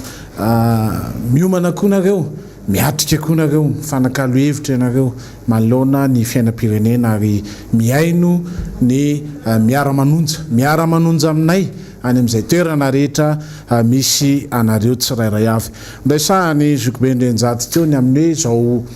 vanim-potoana iainantsika zao dia vanim-potoana tena anatina crise politika i Madagasikara mampatsiahy ny scandale de Watergate zay tany États-Unis tamin'ny 1974 dia tonga tamin'ny fametrapelana ny filoha Richard Nixon financement irrégulier ny campagne an Richard Nixon tamin'izany vanim-potoana zany no antony natonga reto mpanao gazety mirahalahy zay atao anatin'ny Washington Post nitondra fanadihadiana lalina ny mahakasika an'izany raha zany scandale anankiray zay nampiova tanteraka ny tontolo politika tany États-Unis taoriana ny io fametram-pialana ny Richard Nixon io tamin'izany vanim-potoana zany. Tantara tsy azo elany zany satria zany anisany anankiray teboka mampiavaka any Amerika tamin'ny lafin'ny demokrasia zany ary indrindra ny fahitsiana ny famoahana ny mangarahara teo anivon'ny fiainany zao tontolo izao ary nitondra akiny maro tamina firenena maro nanerana n'izao tontolo zao zany endrika anankiray tsy fanekena ny tsy fetezan-draharaha ara-pitantanana ny osika ny corruption tany amin'izany firenena zany tamin'izany vanim-potoana zany dia mampatsiahy ny raharaha Golden Gate eto Madagasikara, mampatsiahy zany raharaha goavana zay fantatritsika hoe lay prime ministre lehibe ny gouvernement no miala eo amin'ny toerany noho ninona noho ny zany fifandonana ao anatin'ny sehatry ny filan-kevitry ny gouvernement zany. Scandale firy moa zany zay raha tao anatin'ny rotaona ny tantana ny Filoha Rajoelina no niseho teto Madagasikara. Dia fantatritsika fa vanim-potoana zany zao ny tenenanay fanoherana ny amin'ny hoe reto avy ange zany scandale resantsika zany zay mapitsoka tanteraka n'izao firenentsika zao ao anatin'izao kizo zao dia noho izany tsy fahaiza mitantana ataon'ny mpitondra antsika zany. Isaorana ny faneho-kevitra maro samihafa nataon'ny commande ny gendarmerie omaly satria ny fanaovana politika araky ny voalaza ombenombeny dia miainga aloha voalohany indrindra amin'ny fampiarana ny lalàna ary io lalam-panorenantsika io dia manindry an'izany hoe état de droit zany dia ny lalàna dia mazava fa Madagasikara amin'ny Madagasikara azy dia misy rafim-panjakana telo mazava tsara, rafim-pahefana telo mazava tsara hitantanana azy. Dia voalohany indrindra ny mpanatanteraka ny mpanao lalàna ary fantatritsika fa ny raharaha-pitsarana. Ny mpanatanteraka dia manana ny asany, ny mpanao lalàna manana ny asany ary ny raharaha-pitsarana dia manana ny asany. Tokony mazava tsara ary azavain'ny lalam-panorenana ny asa tandrify an'ireo rafim-pahefana voalazantsika ireo. Isika dia manafangaro voraka an'izany rafitra mazava zany hitantanana ny tany sy ny firenena ary zany no mahatonga antsika mitsoka satria dia mihevitra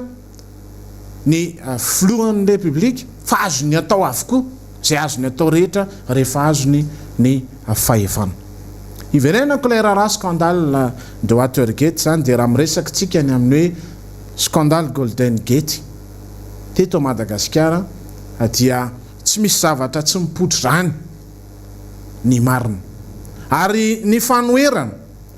io monina ny anjehana anay mafy dia ny hoe manelitsao miteny zavatra tsy marina dia io ary izy io hitapoko hitam-pirenena fa ny fanadihadiana ny aingana ataonay teto dia voapirofo mazava tsara ny fahamarinany amin'izao tsika miteny zao.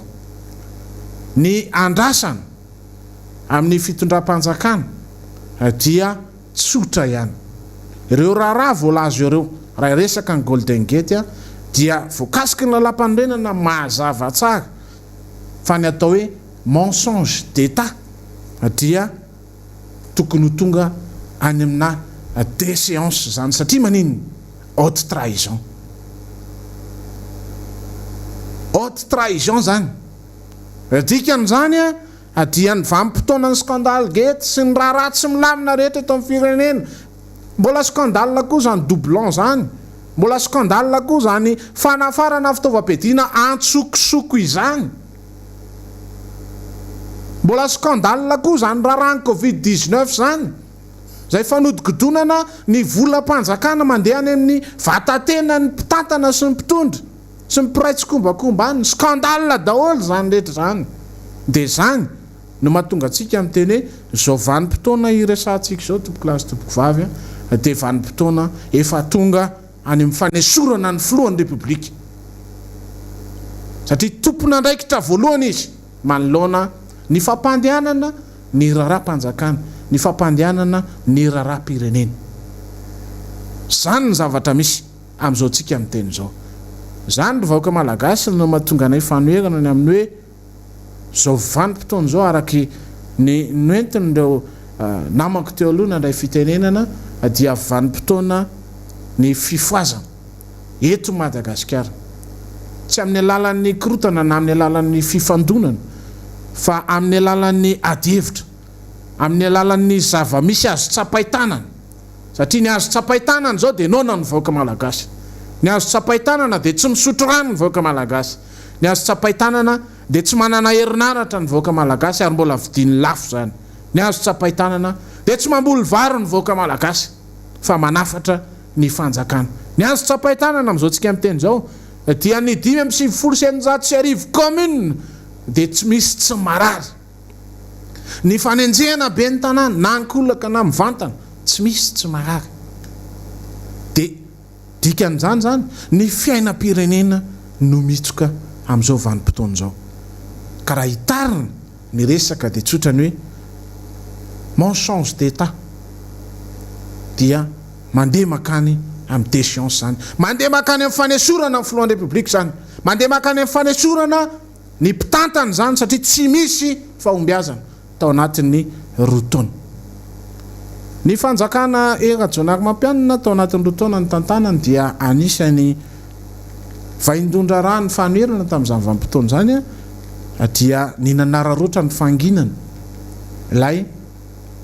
gouvernement tanisy tamin'ny vanim-potoana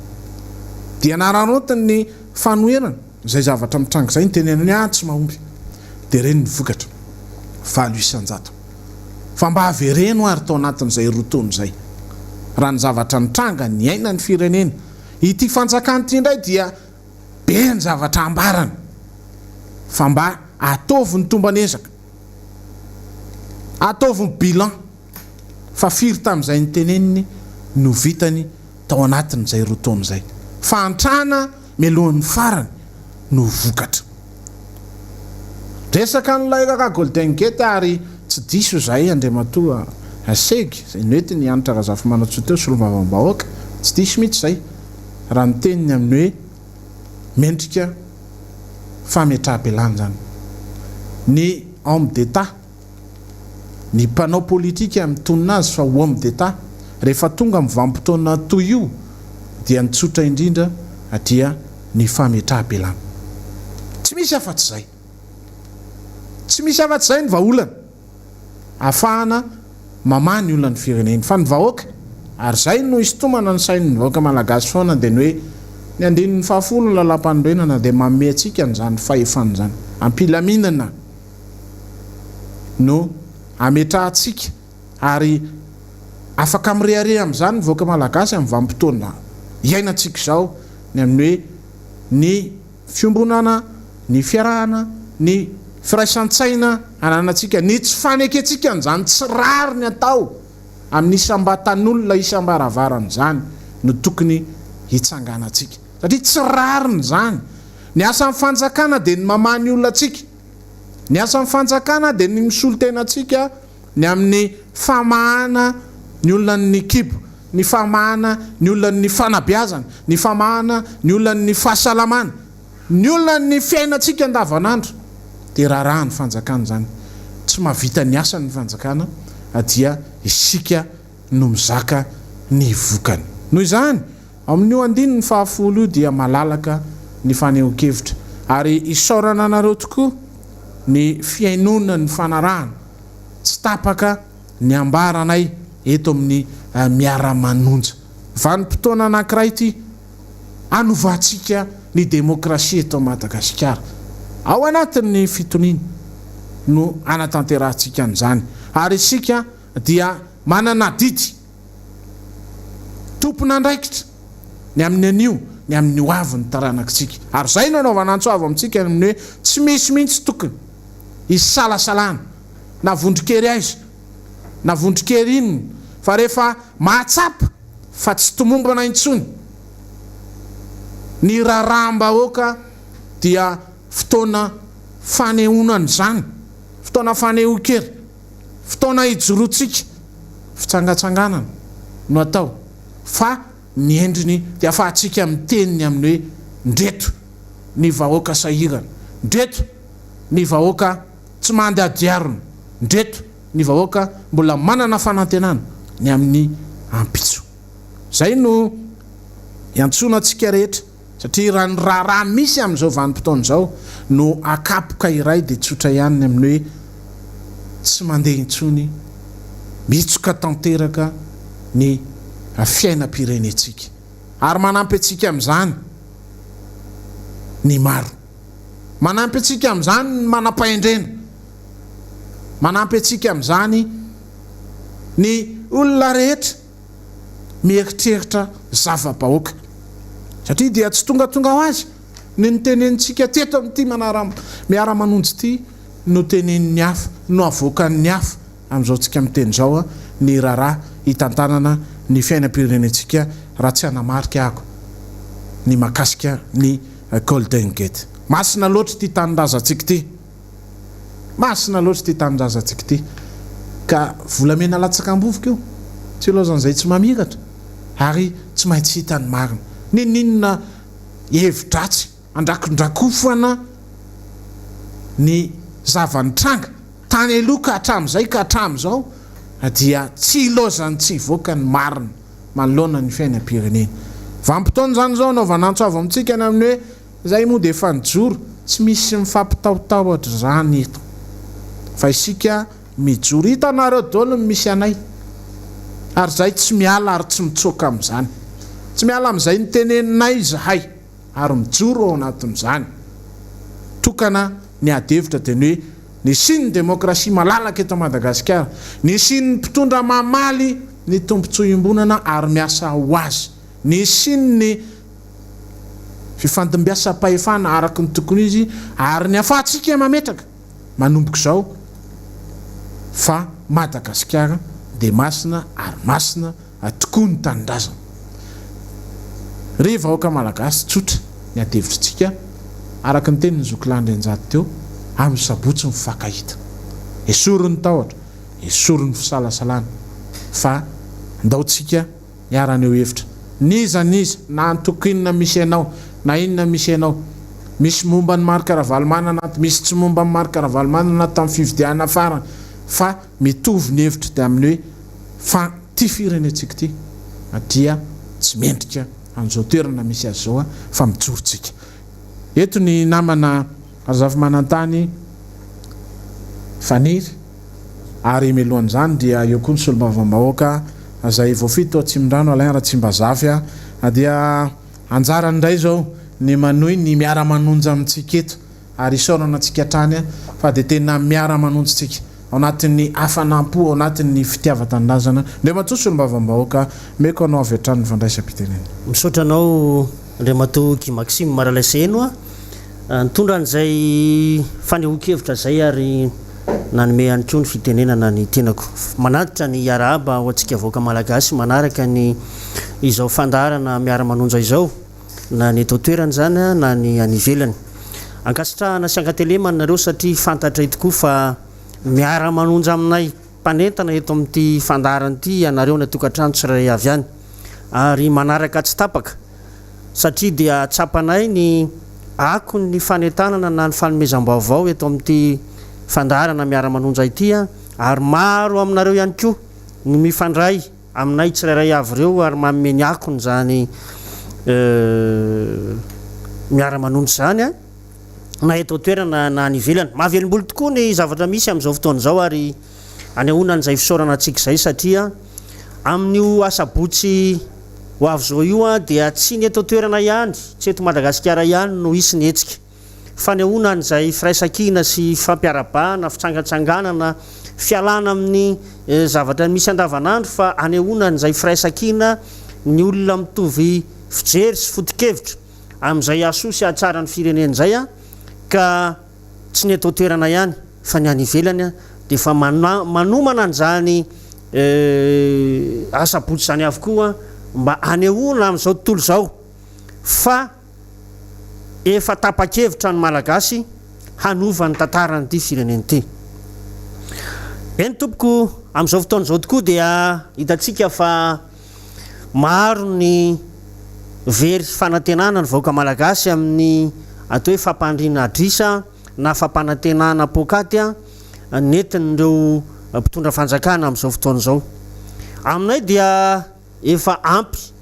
ny rotaona ny tantanana ary raha ampiana amin'ny vanim-potoana tany miteteza mita dia efa 7 taona zany ny andrandra fandrosoana ny vahoaka malagasy. Nanatena fa tena anova marina nyity fireneny ity ny mpitatana ankehitriny indrisany efa amafisina nefa nambaran'ny ray fitenenana teo aloha fa mitazona ny rambontsika ankehitriny izay tena mampalahelo tokoa. Izany hoe firenena manan-karena na akibon'ny tany na an-dranomasina na ambonin'ny tany dia tonga amin'ny laharany farany amin'izao fotoana izao. Izany no endrika anankiray ahafahantsika misintona avy hatrany fa misy ny tsy fahaiza mitatana nyity fireneny ity matoa tonga amin'izany sokajy misy azy zany Madagasikara. Izany ihany koa no ijoroanay ankehitriny ny mpandray anjara rehetra eto amin'ny ivon'ity Miara-Manonja ity mampahafantatra antsika vahoaka malagasy fa efa tsy rariny intsony ny zavatra misy amin'izao fotoana izao. Efa mihoatry ny loha raha ny zavatra misy iaina ny vahoaka malagasy amin'izao fotoana izao ka ilaina ny fandraisana fanapahan-kevitra manoloana an'izany satria tsy avelantsika hopotika Madagasikara ary tsy avelantsika horobaina toy izao ny firenentsika fa mba hitodikitsika amin'ny fanarenana sy ny hoavin'ny taranaka faramandimby mba ho Madagasikara mandroso no hitantsika rapitso ravaka pitso. Eto moa dia maro rehefa mpanantenana ny entin'izany filoha pirenena amin'izao fotoana izao zany dia Andriamatoany Rajoelina fonizy mbola kandida dia maro ny fampanantenana nentina nandritra ny fampelezan-kevitra milaza izy amin'ny velirano sy ny sisa UEM fa zavatra tokana ihany no sotomoko amintsika androany dia ny hoe anisany nampanantenay ny filoha-pirenena amin'izao fotoana izao iny hoe raha lany filoha-pirenena dia ny karamako na ny andamin'ny tehako amin'ny maha filoha-pirenena dia anasoavako ny faritanieniny eto Madagasikara na ny faritra 2020 efa nisy naheny ve sika tompoko hoe izao ny karaman'izany filoha-pirenena zany ka nentina natokana mihitsy ho an'ny faritra zatsy na zaroa roa taona zay na filoha-pirenena azy satona ny fotsiny zany etiko resahana aminareo fa hafa ny lazainy vavany ary hafa ny ataon'ny tanana ka izay endrika fanomezana toky any vahoaka izay kanefa tsy tanteraka dia aminay zany dia fanomeza toky dizy toerana ary famitahana an'ity vahoaka malagasy ity satona ny andro efa maro ny resahany namana sy nandray fitenenana teo aloha. Amin'ity loha hevitra faharoa ity indray dia tiako no misarika amintsika amin'ity fanenjehana lava amin'ny filoha marika Ravalomanana ity. Fony izy mbola teo amin'ny fitondrana dia maro ny fanenjehana natao azy ary tsy nanaiky nareo raha sy tonga hatrany amin'ny fanonganam-panjakana zany tamin'ny taona 2024 mandraka ankehitriny anefa dia na dia tsy mitatana an'izany firenena zany ary Andriamatoa marika Ravalomanana dia mitoy hatrany ny antso-dray tao ny fanapitehana ny orinasany fandrobana isan-karazany tranga teto amin'ny faritry Madagasikara tamin'ireny taona 2024 ireny. Amin'izao fotoana izao indray dia fantatsika tsara fa tsy an'ny filoha Ravalomanana intsony ange zany hoe I'm-shop zany izay fivarotana an'ireo produit izay vokariny AAA fa sesilany nanomboka omaly amin'izao fotoana izao tsara mampafantatra antsika vahoaka malagasy an'izany ny fanakatonana ireo I'm-shop rehetra eto Antananarivo sy ny manodidina ka ahitana an'izany vokatra vokariny AAA zany. Eto nisy tomako ny saintsika vahoaka malagasy tsotra tsy an'ny filoha marika Ravalomanana angery eny I'm-shop reny fa n'olo-tsotra izay misehatra amin'ny sehatry ny varotra no manana an'ireny amsopreny ary varotana sakafo ho an'ny malagasy tena mahavariana le fihetsika ataon'ny fanjakana amin'izao fotoan'izao atraiza no tianareo atongavana amin'ity fanenjehana olona ity eto amin'ny tany sy ny fireneny mbola tsy namaly anareo ny filomarika rahavalomanana mandraka ankehitriny fa mino zay fa ny vahoaka malagasy no amaly raha pitso raha afaka pitso rehefa tsy voafehanareo intsony ny fampiarana ny lalàna eto amintsika aiza ny rariny sy nitsiny ary aiza ny fetra an'izany fampiarana ny lalàna zany satria ny zavatra tsapanay dia efa mihoatra ny lalàna sika amin'izao fotoana izao lasa fanenjehana sy famotehana olona no misy fakahalana be fahatany fa tsy mijery ny tombontsoa ho an'le vahoaka maronisy tena mikatsaka fampandrosoana tokoa raha ve nareo mpitondro ireo raha mampiatra an'izany endrika famotehana sy fanenjehana isan'andro san'andro zany tsy ny amin'ny alalan'izany fanakatonana ireo tsenareo ihany fa na amin'ny alalan'ny gazety na ny fandarany anivon'ny hainao manjery mpanjakana na ny hainao manjery tsy miankiny amin'izao fotoan'izao ara moa dia misy fandarana vaovao indray any fantatra amin'ny anarana hoe tambatra raha mihainao zany tsika dia any amin'ny 20% ny zavatra resahan'ny olo dia fanenjehana n'andriamatoa marika rahavalomanana fa naninona anareo loatra lahy io olona io zay zany nisy tomana ny saitsika hoe efa fakahalana sisa no ataon'ny fanjakana amin'izao lasa tsy mpitondra intsony hitondra an'ilay firenena ho an'ny fampandrosoana fa lasa maka ny toeran'ny mpanohatra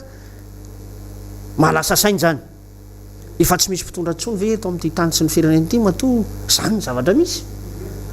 toa mihevitra ho mpanohatra ny mpanohatra nareo amin'izao fotoana izao lasa le mpanohatra indray no enjehany eny fa na dia ny fitsangatsanganana zay ho tanterahana amin'ny asabotsy ho avy zao azy dia variana anao hoe ay moa misy lalàna milaza hoe raha andeha hitsangatsangana amin'ny fianakaviana dia andehaka fahazon-dalana mahavariana zany so ihany tao anivon'ny zandalmy ary maly ariva nametraka ny hoe tsy misy kosa aloha zany lalàna zany ny hoe andeha hitsangatsangana ka aka fahazon-dalana zay nisariako ny saitsika vahoaka malagasy eto Antananarivo sy ny manodidina amin'izao fotoana izao fotoana ray lehibe io asabotsy io afahantsika maneho an'izany firaisakiny zany amin'ny isika ety anivon'ny fanoherana ifampiarabatsika nahatratry ny taona 2024 ho ataotsika apitoniny zany ary aseho atsika ny fitondram-panjakana misy amin'izao fotoana izao fa manana lamina izany miaraka amin'ny atokotiko Madagasikara sy ireo atokafo zay mipetraka eo anivon'ny fanoherana amin'izao fotoana izao manana ny lamina entina andaminana ny vahoaka ary aseho anay ny fahaizanay amin'izany sehetry ny fandaminana zany ary matoky anareo vahoaka amin'io asabotsy io fa aseho atsika ny fahendrentsika malagasy aseho atsika ny sotoavina maha-malagasy ary ataontsika gagana eo anivon'ny fitondrana zay milaza amintsika sy manenjika atsika amin'izao fotoana izao fa hoe hiteraka fanakorontanana sanatriany vava io asabotsy io no amaritra an'izay ary amafisina ny tenin'ny namana teo ny hoe asabotsy mifankahita aokotsika mba samy ifo maraina ary io manavy hatrany hiatrika an'izay fionambe atsika zay amin'ny asabotsy ho avy zao misaotra tomboky lahy makatelona tomboky vavy ometsika n'Andriamatoa faniry indray ny fandraisam-pitenenana hitondrany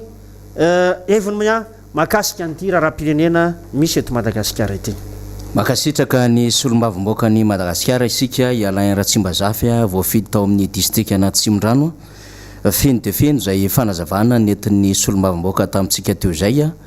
ny fanazavana mikasika ny zavatra tsara ho fantatra ary mampalahelo koa zany raha toka ao anatiny zao fahasairanana zao ndray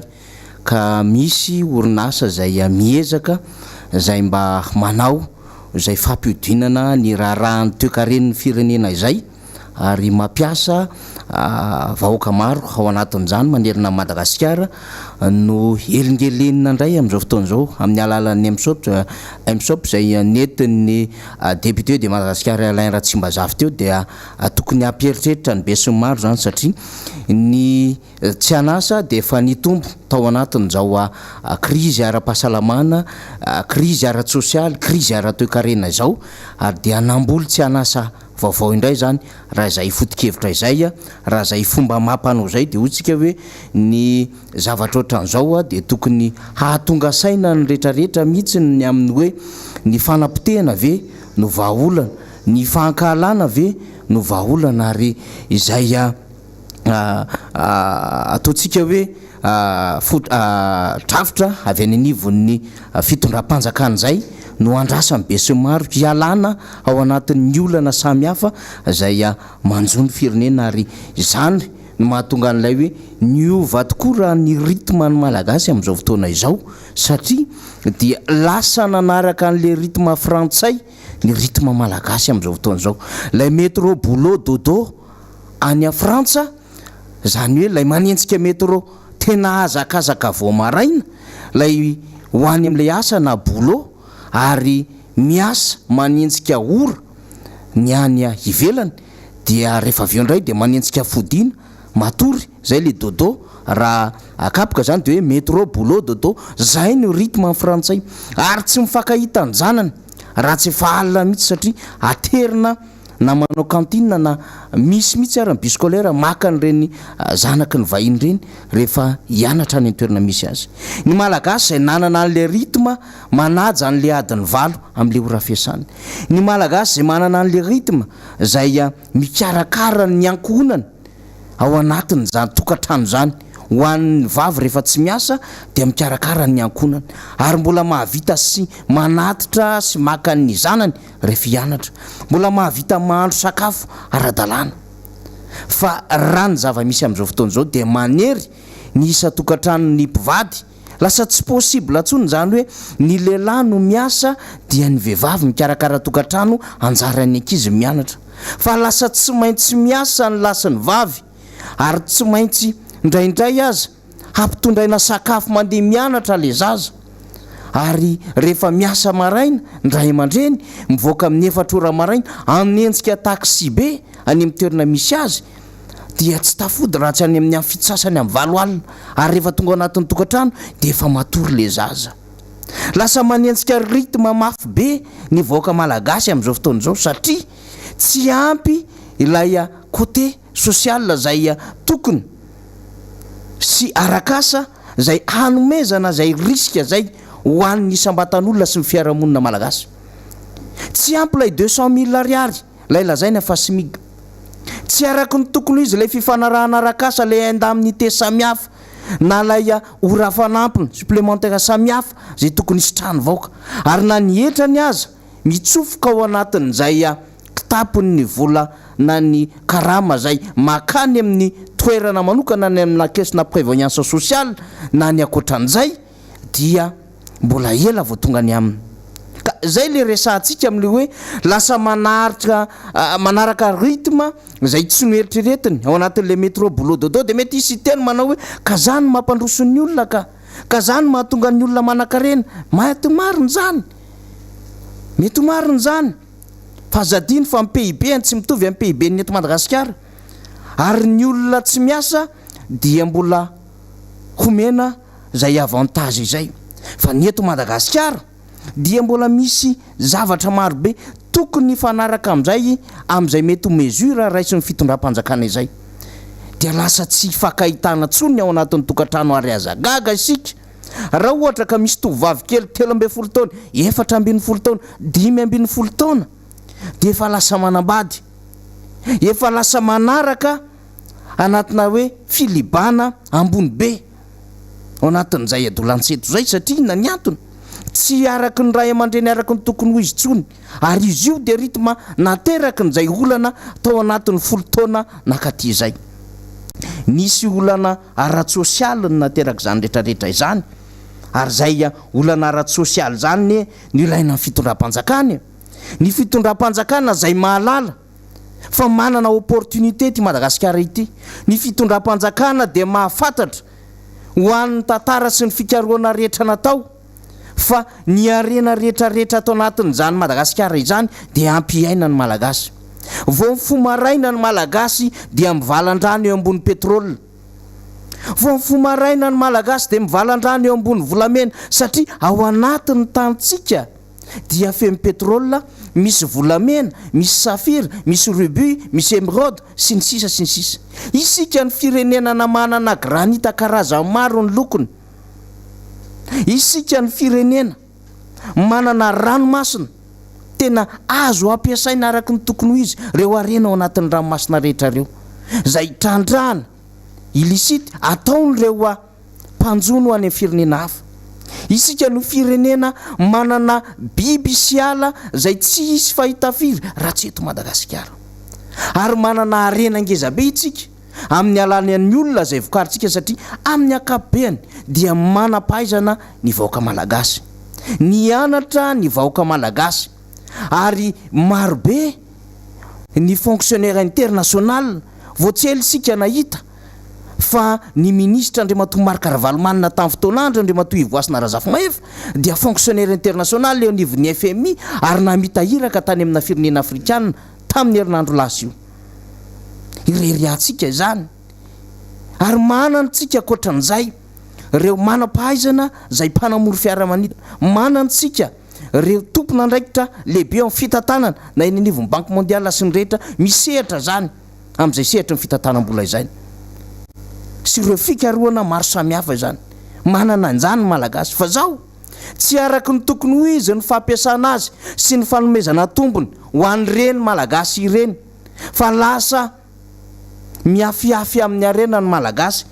Ka rehefa miafiafy amin'ny arena ny malagasy mitondra ratsy eo raha teo tsy mahay mitrandraka an'izany malagasy izany ho amin'ny tokony ho izy fa maka ny fahefana fotsiny fahefam-panjakany ho amin'ny fanabiazana ivony toe-karena isa-tokantrano-drareo dia tsy gaga sika raha ohatra ka amin'izao lafiny zao ny statistika ny toe-kareny Madagasikara.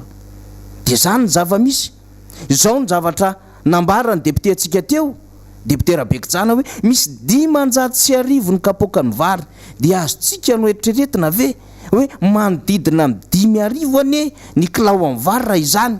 Ary zay dia nahazo afatra avy any Anosy Belleville hoe manodidididina an'izany ny vary.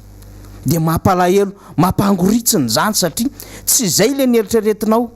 200 à 300% zay fiakarany vidim-piainana zay. Dia aiza le pouvoir d'asan'le malagasy, aiza le fahefan'ny malagasy vezivezy sy aina araka ny tokony ho izy. Satria zao ny adidy mitondra dia mijery ny vahoaka fa tsy hoe hamoritra ny vahoaka satria fahefana avy any amin'ny vahoaka no mifindra makany amin'ny mpitondra. Dia miemitra ny demokrasia satria lay vahoaka mba niezaka kely tany amin'ny tandrifiny nisy azy niady amin'izany hoe tsy ho voaporitra izany no voaporitra amin'izao fotoan'izao satria raha miteny izy dia cybercriminalité. Raha mihetsika izy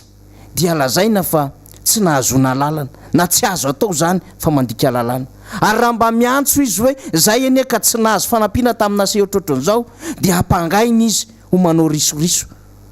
Zany ny fiainan'ny vahoaka malagasy amin'izao fotoan'izao. Dia raha misy miteny an'izany ijorotsika député Rambosalamy Emilien ny miresaka an'izany dia inona ny zavatra ambara. Raha miresaka tsika hoe miakatra amin'ny vidim-bary dia Andriamatoa Marc Ravalomanina no atakena amin'ny média. Raha miresaka tsika hoe tsy mety io resaka jiro io dia Andriamatoa Marc Ravalomanina no atakena amin'ny média. Raha miresaka tsika ny amin'ny hoe tena betsaka ny tsy anasy eto Madagasikara dia Andriamatoa Marc Ravalomanina no atakena amin'ny média. Fa taizany teo amin'ny tantaran'ny USA na ny États-Unis ny nisy an'izany hoe tsy nety ny fitantanan'Andriamatoa Donald Trump dia i George Bush na i Clinton na Obama no nenjehan'ny média fa ny filoham-pirenena tandrify azy teo dia Trump. Zany no adevitra. Taiza amin'ny tantaran'ny Frantsay député Rambosalamy manisy an'izany hoe tsy nety ny fitantanan'i Emmanuel Macron ka François Hollande ny atakena na Nicolas Sarkozy. Eny mety misy zavatra nataon'ny Sarkozy tany amin'ny tandrify manokana na tompola Giscard d'Estaing no atakena na Jacques Chirac. Taiza nisy anjany tany Grande Bretagne ka tsy mety ny fomba nitatana ny Boris Johnson prime ministre anglisy ny raharam-pirenena ka miverina tany Arina be tany Tony Blair no enjehana. Zany zava-misy spécialiste amin'ny faniliana ozy ny député Rambosalama. Miresaka raharam-pirenena ray ianao ny amin'ny hoe reto kosa zavatra tsy mety. Ahoana tony marché tony, ahoana ty vidim-piainana ty, ahoana ity raha scandale ty de mivaly teny marikaravalmanana. Satria zao ny dikan'izay tsy manana an'le argument tsony ny fitondram-panjakana dans l'ensemble amin'ny ankapobeny fa ny diabolisation any amina olona anankiray sisa ny heveriny fa mitondra vahaolana fa tsy hanova ninninina io. Ianao fitondram-panjakana ny tadiavim-vahoaka raha ohatra ka miteny hoe ampidino ny vidiny vary 570 ariary lay vary efa 100 ariary ny raisinareo teo aloha de zay ny tokony tadiaviny hoe inona ary mesure raisinareo manoloana an'izay fa tsy tonga amin'izany le izy fa ny zavatra tonga de resana de hoe ka ity de mbola ny lozary zay mety zavatra mamofopofona manakaikaiky an'le olona na orinasa io na mpiara-miasa aminy dia anaovana antson'izay de hitantsika io amin'le M-shop, hitantsika io amin'ny triple A de ifirindray zany zao ny very asa par rapport amin'ny zavatra nambarany député Alain Ratsimbazafy teo satria de mandeha zany fikonkononina zany zany fanidina amin'izany botika M-shop zany. Zay ny tenenantsika indraindray hoe ny zavatra ataon'ny mpitondra de zavatra tena tsy noeritreretiny saina mihitsiny. Ny eritreretinao hoe lojika tsy lojika tahako mahita sary any Birmanie zany ianao niady tao anatina zololomelona lehibe zany Aung San Suu Kyi zany tany Birmanie, niady tamin'ny Jainte nanao an'ilay dictature ary nahazo ny prix Nobel na fandriam-pahalemana fa rehefa nitatana izy miverina indray ny Jainte amin'izao fotoana izao miaramila nanongana azy amin'ny fanjakana. De ohatry ny mahita tsika amin'izao fotoana izao hoe misy lafin-javatra tsy normal mihitsiny. Ohatra ny hoe misy araka ny fiteny tanora hoe inona ny dirany vitsika amin'ny pétrole. Ohatra ny hoe raha miresaka zavatra omby isika ka isika miresaka tandroko ny omby de ny sasa miresaka rambona kisoa miala tsiny.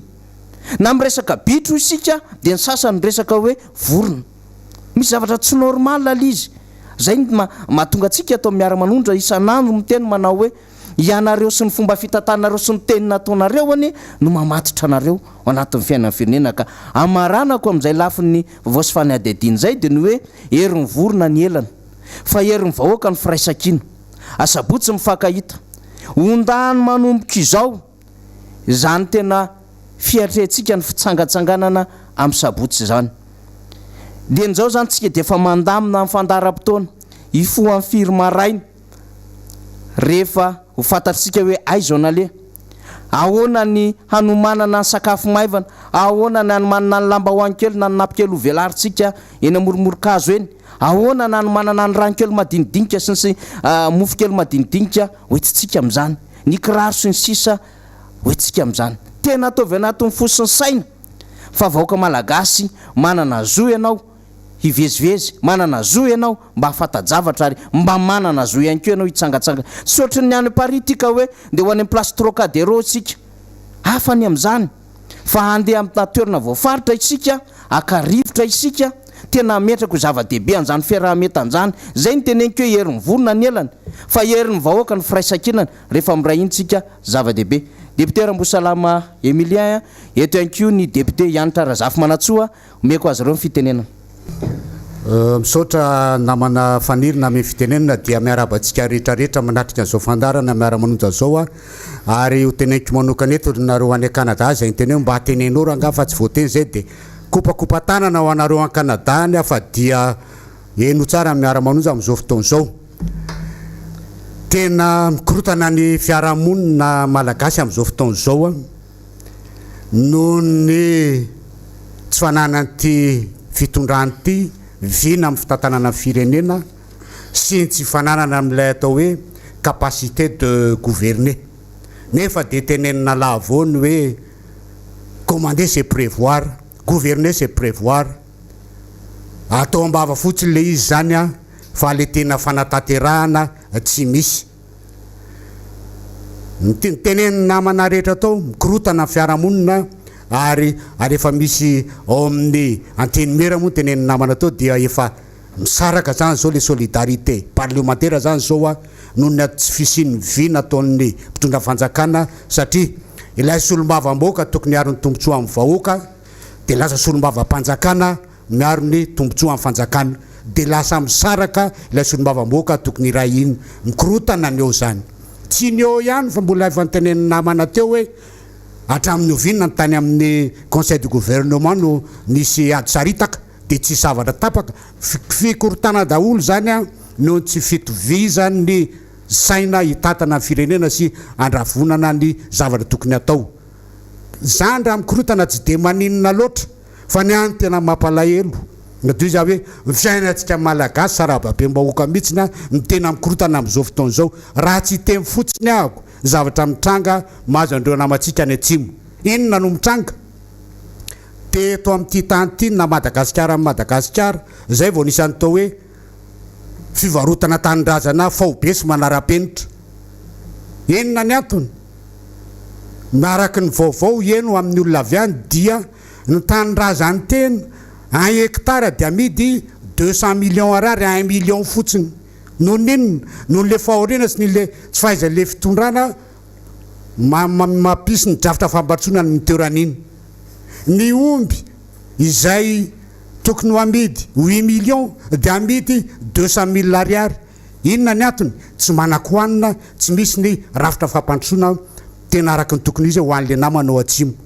ka ozy aho hoe ny any fotsiny no hita fa ny any ambadika rehetrarehetra any ary tsy teny afa-tsy ny eto amin'ny manodidina Tananarivo dia nalatsa fiarahamoniny samy eo mifokotany mipiraita-po aza dia lasa mikorotana no ty resaka tsy fananany fitondrana atao hoe capacité de gouverner ty satria na ny fandraisana ny olona hividy vary ao mifokotany anankiray aza dia tsy vitany président mifokotany sasany mitatana zany a vady saritaka zany ny zava-misy amin'izao fotoana izao inona ny antony dia satria le mpitondra amin'izao fotoana izao a araky ny teniko tao dia mitondra hélicoptère no ainy hélicoptère io ma tsy rehefa mandeha dia piatao hoe pilotage à vue fa tsy mba mitovy amin'ireo plano hoe afaka miakatra any amin'ny 10 000 km dia mena ny cap zay le vision zay le fitondrana le firenena fa io tsy maintsy aty ambany aty zay hita amin'ny maso dia elana ny olana amin'ny fitondrana ny hélicoptère io zany ohatran'izay ny ataon'ity mpitondra ty raha zao zava-misy zao a no atrehana ka avy any aminareo ihany no mahatonga ny raha ohatran'izao fa aza hilitra aminay mihitsy satria araky ny teny namana atao hoe nareo dia spécialiste amin'ity fanilian'ity ny olana manaraka amin'izay fotoana izay mikasika an'ity any atsimo ity dia marobe ny olana andeha amin'ny findramonina misy any avaratra misy any andrefana misy any eto ampovoany misy any avaratra andrefana amin'izao fotoana izao nereo namantsika ireo hoe araky ny vaovao eno ary ny télé-ravavy anankiray no miteny dia efa endrika andrehan'ny olona dahalo sady le olona zany fikorotana le fiarahamonina noho ny tsy fisiny lalàna velona lalàna matotra mikasika ny fifondramonina eto atoerana ireo olona reo makany ambilobe dia lazaina fa eritreretina hoe dalo satria ao ambilobe any amin'ny lalina makany avao mara misy any volamena dia lazaina fa eritreretina zany le olona reo fa hoe andeha ho any angalatra volamena aty amin'ny faritra Oromandidy zay faritra ionan'ny région melaka menabe Antananarivo sy Betsiboka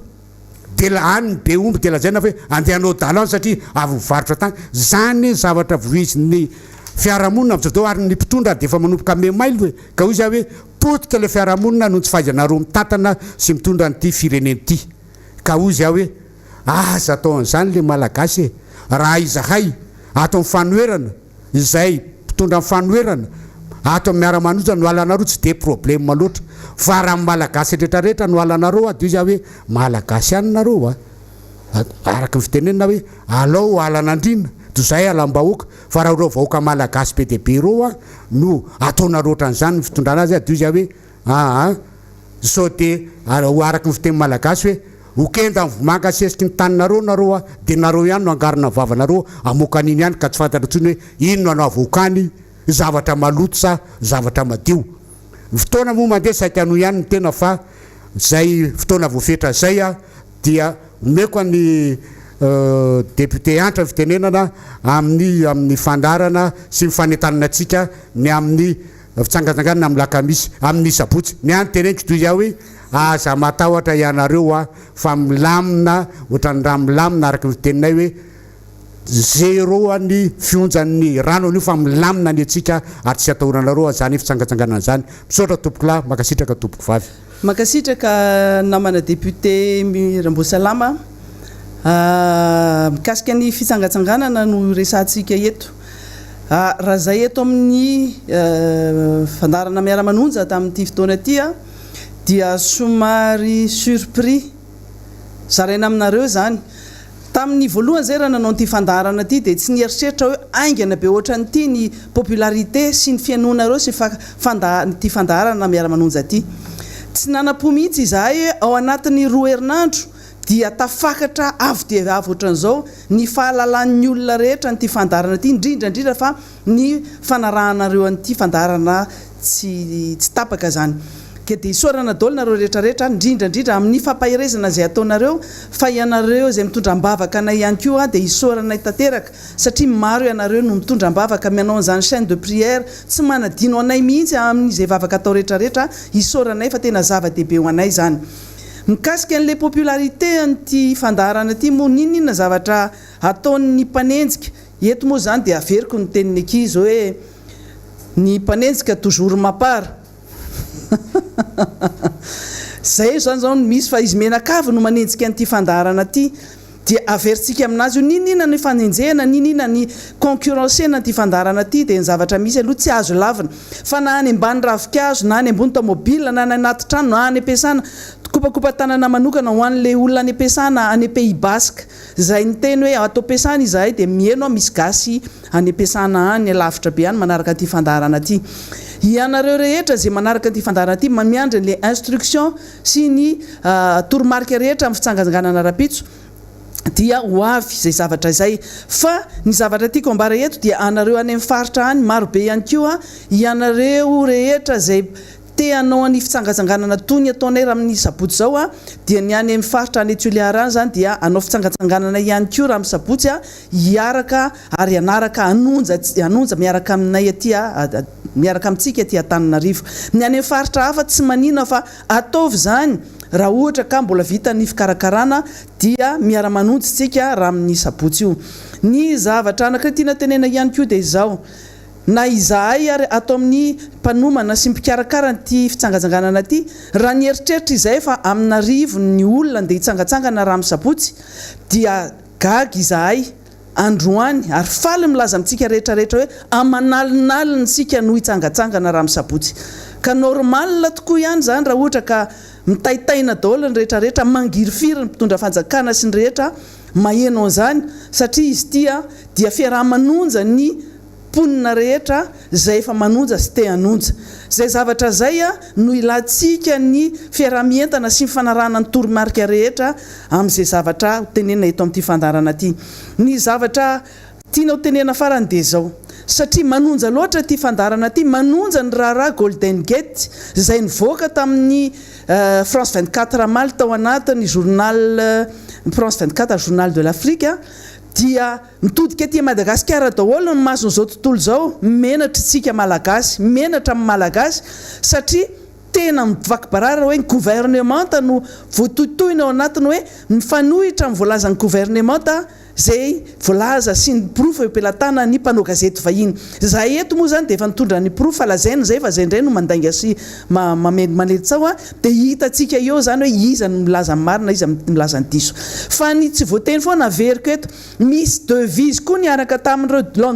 lingot d'or reo ary betsaka lavitra no ny vidin'ireo volamena io ny devise tratrany fa modina tsy tenenina le izy fa lasa rakotra ao anatin'le lingot d'or ny ministry ny serasera sy ny tompona andraikitra ny saika efa ndresantsika teo fa ny ministry ny serasera ny gouvernementa ny ao andapa rehetrarehetra any dia difitry ny raharaha lingot d'or difitry ny raharaha fitsangatsanganana dia adinona hatramin'adinon'ilay filoham-pirenena hatramin'ny miarahaba ny vahoaka malagasy nampanantena ministry ny serasera hoe izy fotoana faharoa zay irahana amin'ny filoham-pirenena andraisan'ny fitenenana ary tamin'iny volana janoary iny fa adino tanteraka zany mbola tsy nisy filoam-pirenena nanadino vahoaka zany amin'izany fiarabana tratry ny taona zany ny tratry ny asaramanitra zany nanadino ny laza fa nampanantena fa isy ny fisondrotan-karama adino zany nisy ny filazana hoe inona ny lalana izorana amin'ny fiainam-pirenena adino zany tifitra tanteraka ao amin'ny fahasairanana sy ny fanenjehana ty fandarana ty ka eto tsika samy mieritreritra eto hoe fa ahoana tokoa ary zany mbola tsy ary nisy zany filoam-pirenena tsy ny raba-nivoaka malagasy marina fa ny fety ny fiaraha-misakafo be no najanona fa zareo ny afaka niaraka ny sakafo ihany ny fampiaraba-tao andapa io any zay afaka ny fiaraba-tao fa le vahoaka malagasy sy ny fandraisana fitenenana hoan'ny vahoaka malagasy rehetra rehefa tonga fotoana andro volana janoary ohatry reny efa volana fevrier tsika zao dia adino satria sahirana mafy tsy teo amin'ny toeranareo mihitsy zay aloha ary micomprendre ihany koa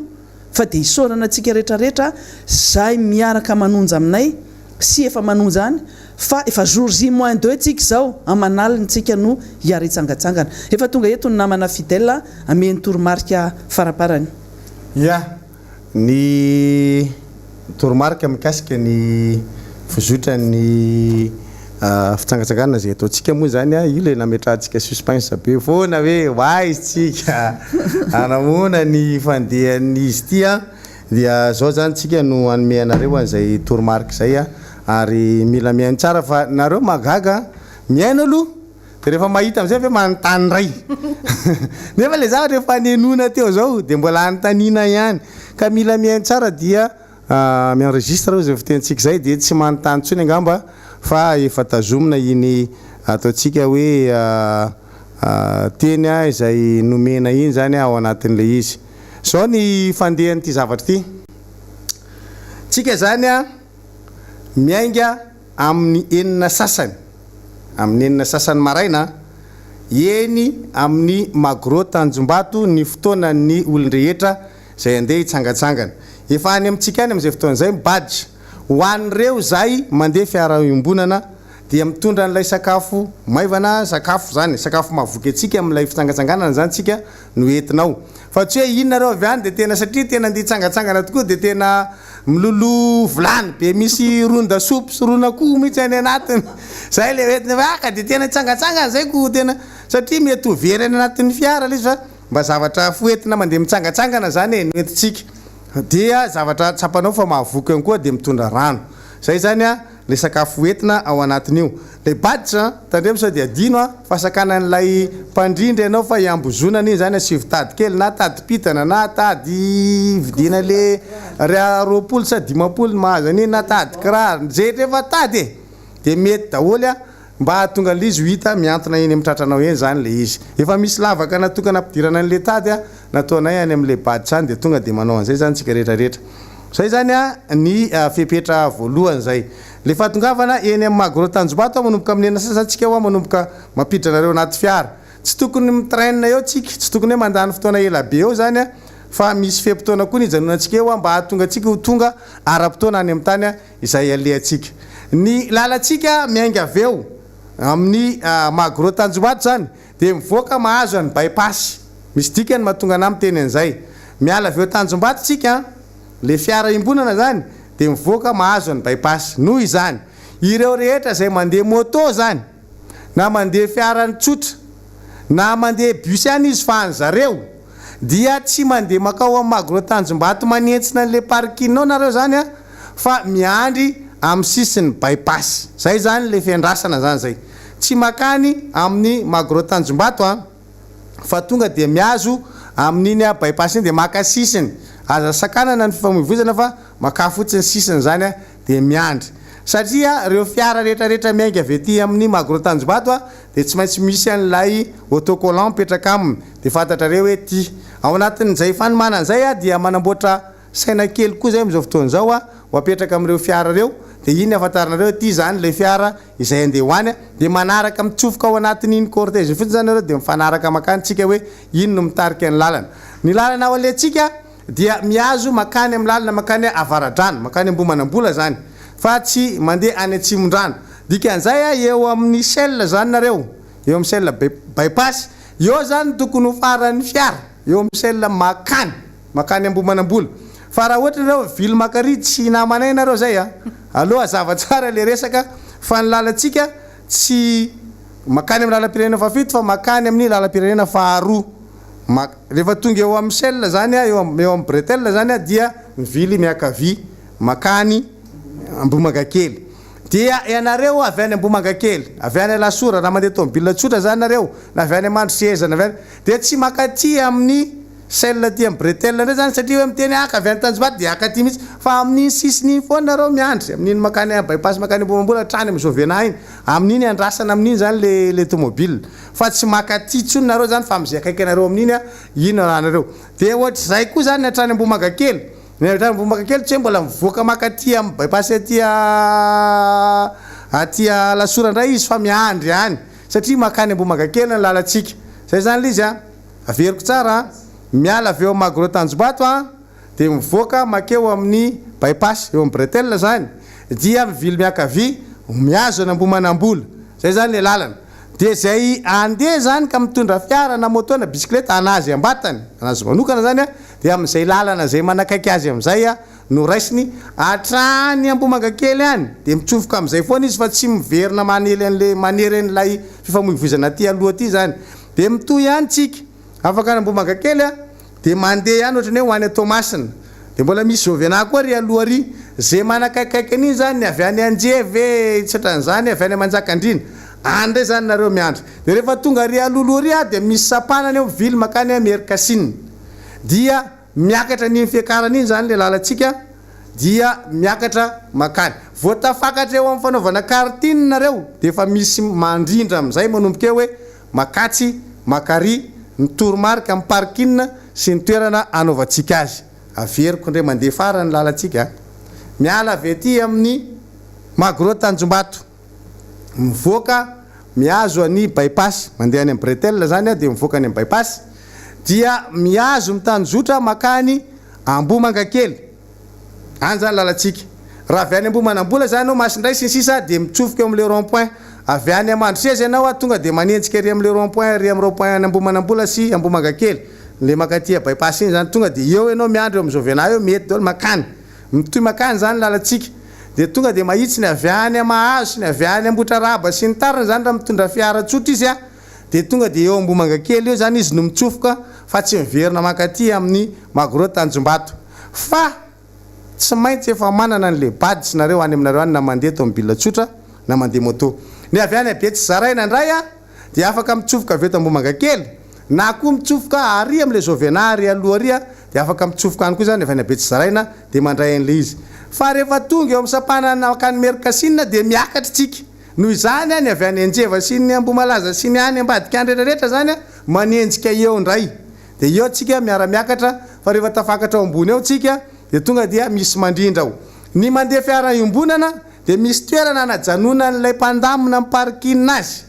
zany hoe tsy mandeha any amin'ny lalan'ny tomobile tsotra ny fiara iombonana fa ajanony zareo amina toerana anankiray dia somary manohy ditongotra kely tsika zay mahatonga an'le hoe aza mitondra rona koso ron-dasopy amin'ny vilany be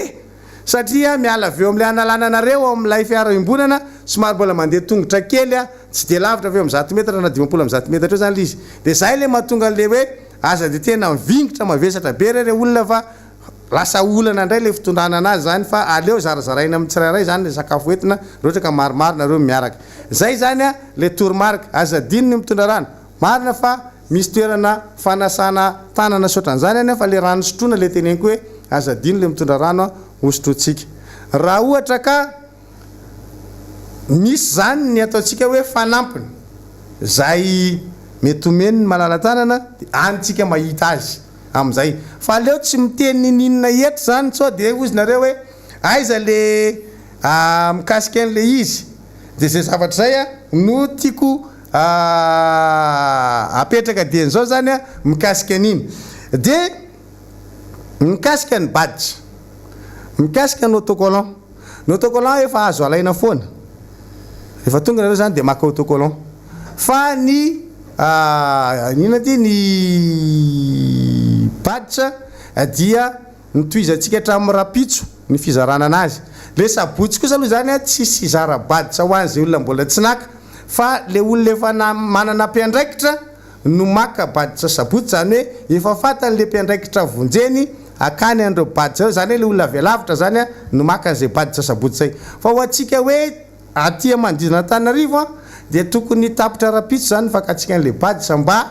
tsy ahatonga atsika tsy anana an'izay baditra zay tsony fa le avy amin'ny faritra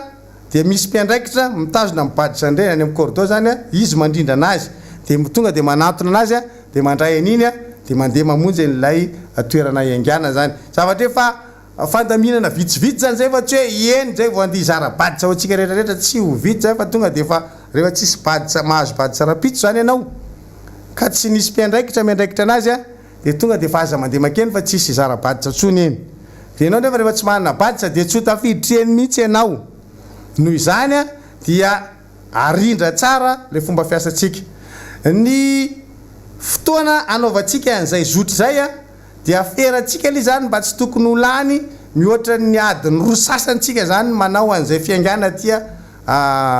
magro ty Tanjombato zay zany satria raha mihoatra ny amin'ny folo tsika vao miala aty ny olona ry efa isakafo zay ianao vao tonga lasa tsy tsika manko misy an'io tara lava io dia indraindray zany mihoatra ny hoe tsy fantatry mbola varim-barianao dia amin'ny folo sasa ianao vao tonga eny amin'ny magro Tanjombato tsisy tomobily tsona dia hotezitra anao fa manino zany tsy nandrasana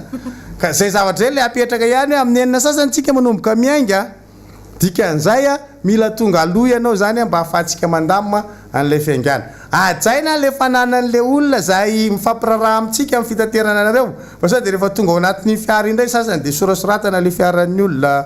manimbanimba zavatra zany tsy mety fa ajaina tsara iny satria fiara-miasa no ahafahantsika manao an'izay fitaterana anareo rehetra zay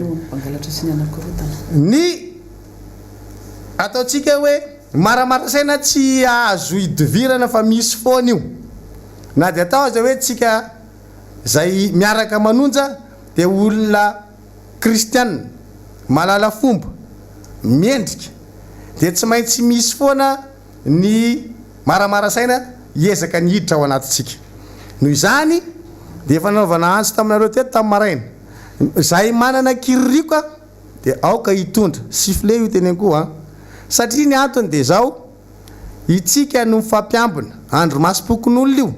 raha misy mieritreritra ny anakorotana n'ilay fitsangatsanganana zay everitsika ho atao am-pilaminana sy ampamendrehana tsy misy filambaniny aniza siza dia anjaratsika no miandry an'ireo zay mety manana vina hafahafa anakorotana n'ilay zavatra ataontsika ka raha misy sanatrian'izany ao akaikinareo eo mangary posy manao fiatsika hafahafa manao teny mandrangitra aza misalasala mihitsy tonga dia tsofy fa miaraka mivava dia tsika mianakaviany nitodika any amin'ilay zay inona le problème miaraka mivava mandray andraikitra ireo zay napetraka hitandro an'ilay filaminana ny parking dia obligatoire le makany amin'ilay parking eo tena ilana ny toetsaitsika rehetra miendrika rehefa miteny ilay mpandrindra hoe etsy le parking dia tsisy olona ndray eo a manao anazy ambonin'ny fitsipika mazana enjana mana toetra hafahafa tsy refesy mandidy fa tsy maintsy manaraka an'ilay fandaminana rehefa miteny izy hoe etsy ny parking dia makeny ianao fa tsy hoe avy aloha tobiloko apetraka eto fa za maiky andeha rehefa maiky andeha dia aza makany aloha tsy makany mihitsy raha ohatra ka maika andeha ianao sy hoe mbola misy zavatra ho ataonao a aza mandany andro makany fa rehefa tonga eny ianao dia mifantatra hiara ifety aminay eny hiara ifampiarabatra hatreny taona hiara tsangatsangana aminay noho izany apetraka amin'ilay toerana efa nanomanana mpiambina ilay fiarakodianao mba sablan'izany zahay fa le toerana zay efa natokanay anaovana an'ilay parking dia misy olona efa napetraka hiambina an'izany fiara zany hiambina an'ireo motora eo noho izany a raha ao anatin'iny le izy dia andraikitra iny fa ny ao a dia efa misy olona natao hiandraikitra an'izany mba atsara ambina ny fiaranareo sy ny moto anareo ny bisikletanareo na mitondra bisikletanareo zany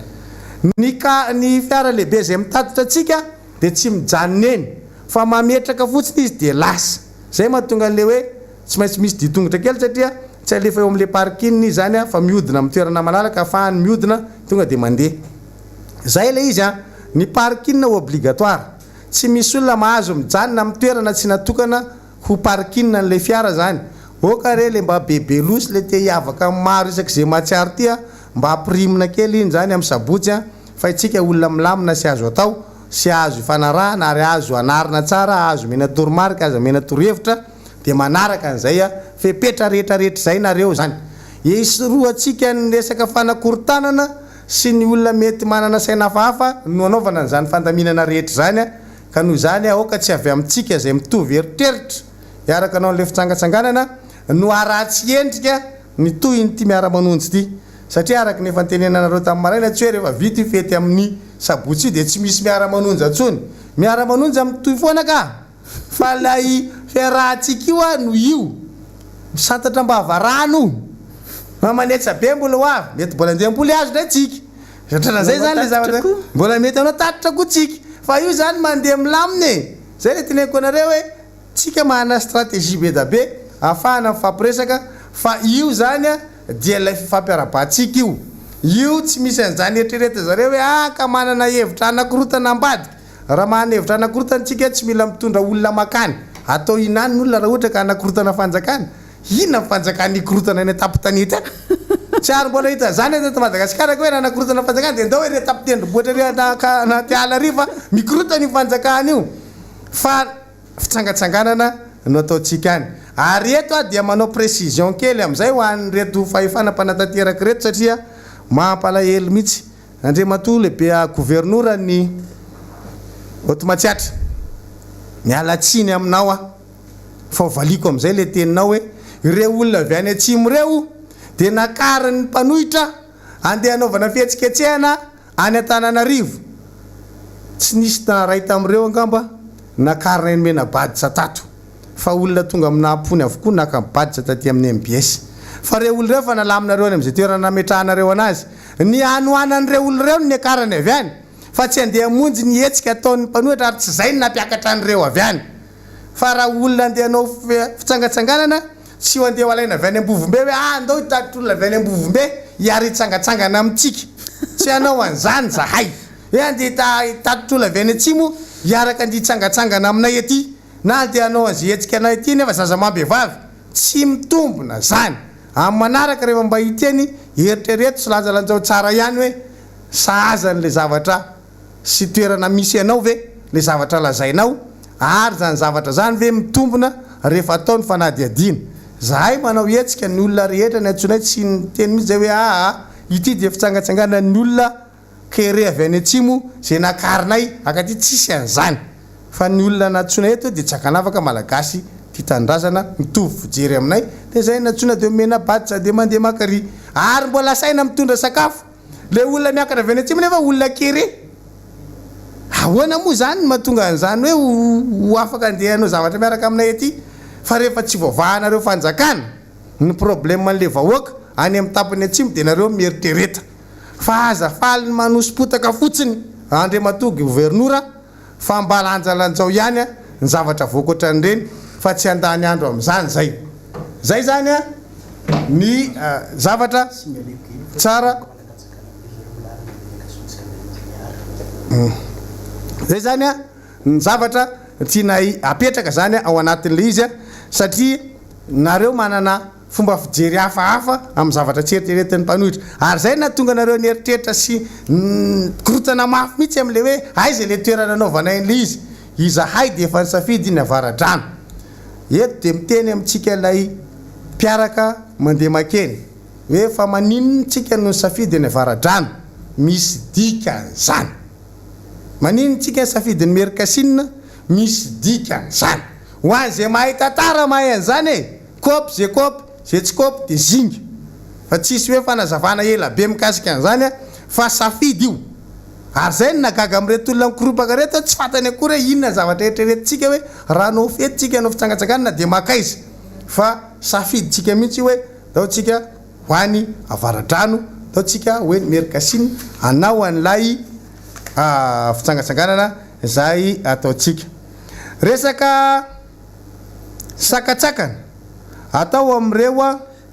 délégation-tsika avy any amin'ny faritany Toliara zay miakatra aty Antananarivo eto de mbola resaka toe-tsaina daholo zany rehetrarehetra zany ny olona ne ndia hitsangatsangany dia manana problème avy anareo tsy hoe olona amanarivony le miala avy any fa olona raha misy dia misy ampolony dia inona sakatsaka napetrakareo amin'izany andeha monjena Antananarivo zo fototra omeny lalam-pandrenana ny fahafahana mivezivezy ato anatin'ny tany ny repoblika amin'ny Madagasikara dia alanareo fa izany zoan'le olona afaka hivezivezy eto mieritreretra ihany fa za eto dia miteny aza terenareo ho tezitra aminareo zahay izay eto mbola tsy miady aminareo ary mbola tsy mananganady aminareo fa manazava hevitra tsotra fotsiny dia atreo fa aza atosika hifandrefy aminareo zay dia apetraka mazava zay aza atosika reo makany amin'izany toetra mbola tsy anananay izany zay fa raha mbola fitsangatsanganana aloha androany no resaka eto dia aleotsika hifanaja amin'izay fitsangatsangana zay rehefa tsy fitsangatsanganana ataonay tsy hisitrika zay fiteny aminareo zao indray no ataonay tsy milistiany zany tsisy mahamenatra ny zavatra atao ary tsisy mampiaya no zany aza atosika andray fepetra hafa mihoatra n'le zavatra eritreretinay zay fa rehefa hoe fitsangatsanganana aloha ny resaka dia aleotsika hifanaja amin'iny andia hitsangatsangana zay aza sakatsakananareo le olonay avy any Toliara fa avy alao izy andeha akaty Antananarivo na ny avy any amin'ny faritra hafa ihany koa misy ohatra hoe avy any Manjakandriny misy avy any Moramanga Anjozorobe Akazobe Tsirono Mandidy Itasy Atsirabe Morondava aza sakatsakananareo le olonay fa avy alao izy hiakatra moramora ty Antananarivo andeha hitsangatsangana ny atondiany atreto zay mbola tsy niteny zavatra fa ny lalana zay niteneniko teo zay miala eo amin'ny Magrotanjombato mandeha mivily mahazo amin'ny bypass tsy mivily miakavahana koa rehefa tonga amin'ny bypass fa tonga dia miakavy makany Ambohimankakely ny lalanay ho any Amerikasina noho izany ny mandeha ivelan'izay tsy antofanay zay tsy zahay zany fa ny anay dia zay mazava io ny andehananay raha ohatra zay mianetretra andeha grève nakany amin'ny 13 mai zay lalana nteneniko zay ve tonga eny amin'ny 13 mai tsisy makeny amin'ny 13 mai zay na ray ary noho izany aza atosika andray fepetra hafa izahay miala tsiny samy tompony ty tandrazany ty ary tsika aza mifamendrofendro fa zahay vonina naja ny fepetra ara-pahasalamana vonina naja ny toromarika zay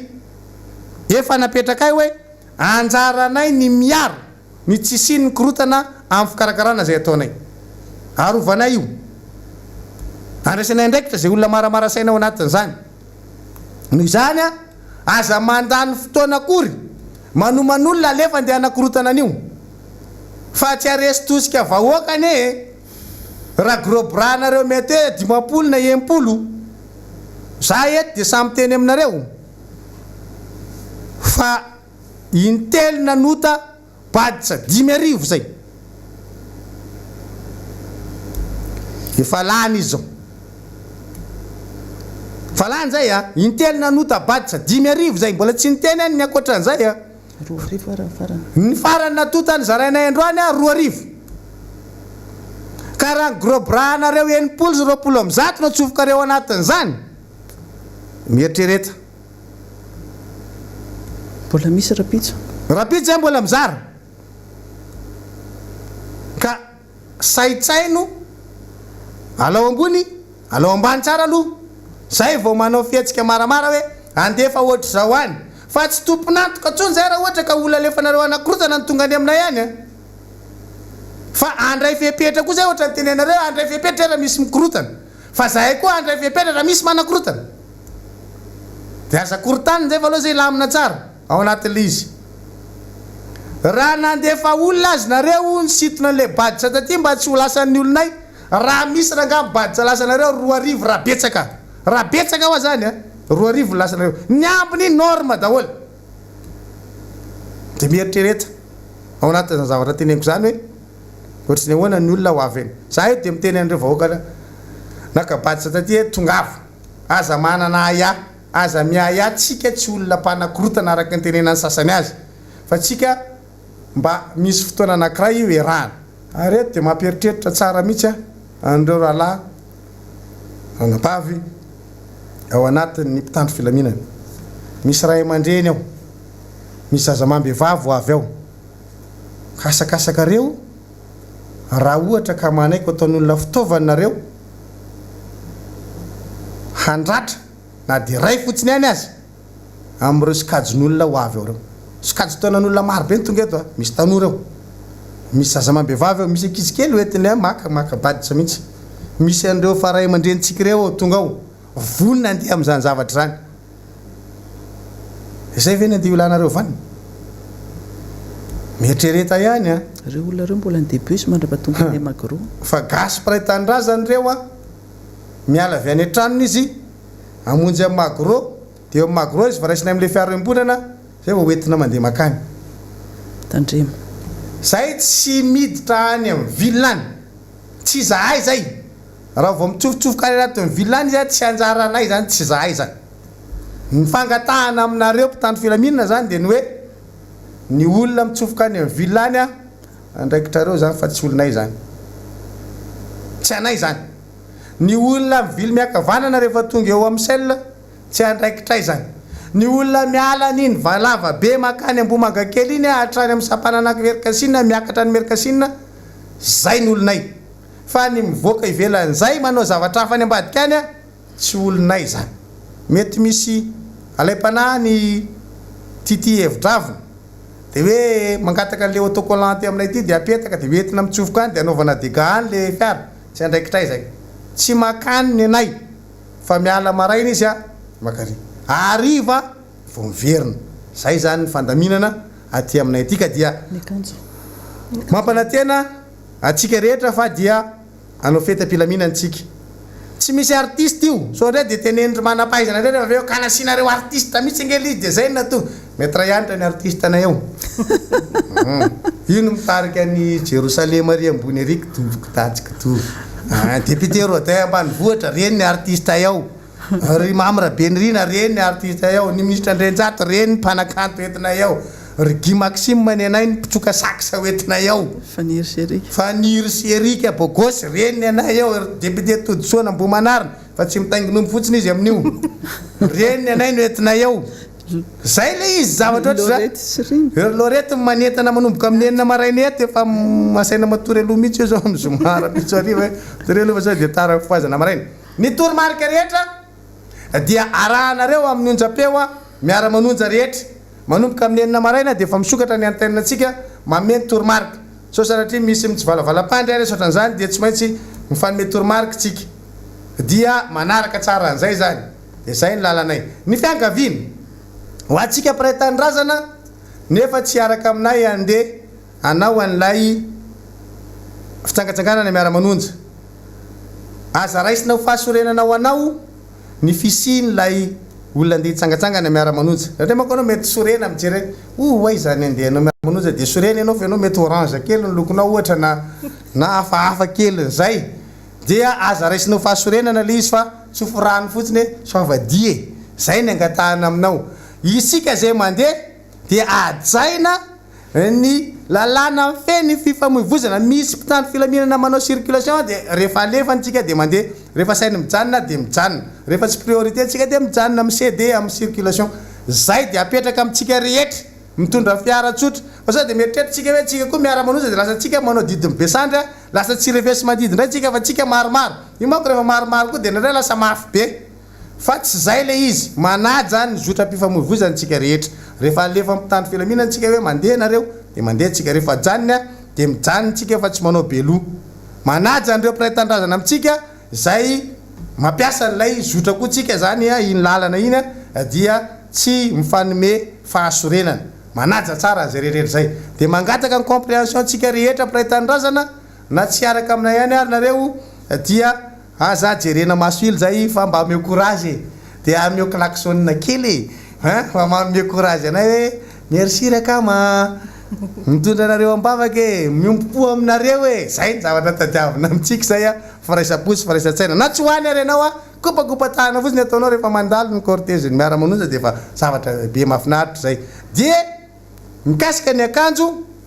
efa misy ny ezaka atao zany a mba azahoantsika rehetra nylay mitady n'le izy a satria araky nefa nyteneniny honorable antra razafy manatsoa teo a tsy araky le tombana nataony tany am-piandohana mihitsy eny e aloha de ekeny zany ny zavatra hitanay am'izao fotoana zao hoe raha nanomba isan'olo zay zay tsy tononona eto aminarivony dia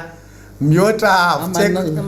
folo eniny zany a la isatsika am'izao fotoana zao noho izany a somary déborde kely zay nohony zany nefa tsy maintsy misy fandaminana sy fikarakara zany de manao niezaka rehetra ny polo kory tsy hoe rehefa vita fitsangatsangana de tsy isy tsony mitoy foana io isanandro la tsinainy ndray tsika de efa afaka mandeha mijery an'le polo ndray nareo zay tady an'le polo vidy an'le polo mandeha foana iny zany e tsy mijanona fa tsika manko sao de mieritreritra hoe tapitra le fitsangatsanganana amin'ny asabotsy de tsy misy polo amidy tsony misy foana ka mitoy foana raha sera tsy mahazo anao zany amin'io a dia afaka amin'ny latsinainy talata rahabe amin'ny herinandro amin'ny ray vola anao mividy mbola misy foana amin'ny polo manamboatra foana tsika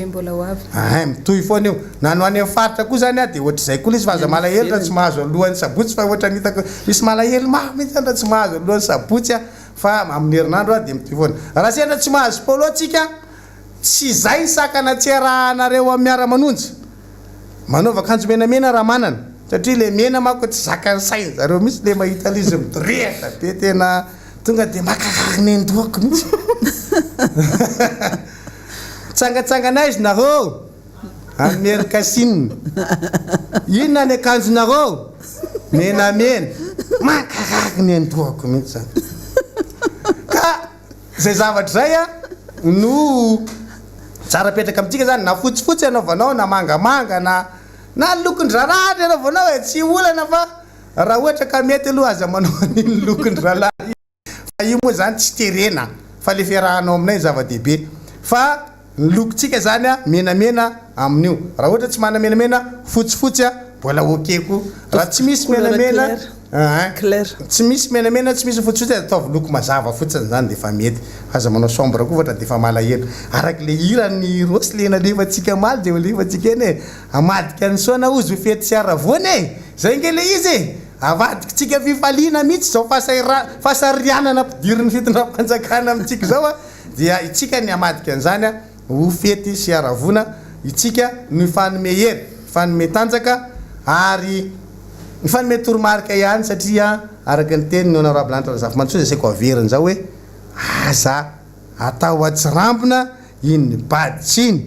fa misy dikany lehibe ary zay mahatonga an'iny a nasina sonia ao ambadika zava kely aloha maître ihanytra amin'ny mpahany fotsiny fa za mbola mena daholo fa any amin'le toerana indray tsika mameny tena ambo ndray fa somary le ohatra mampilendalenda kely fotsiny aloha menao anazy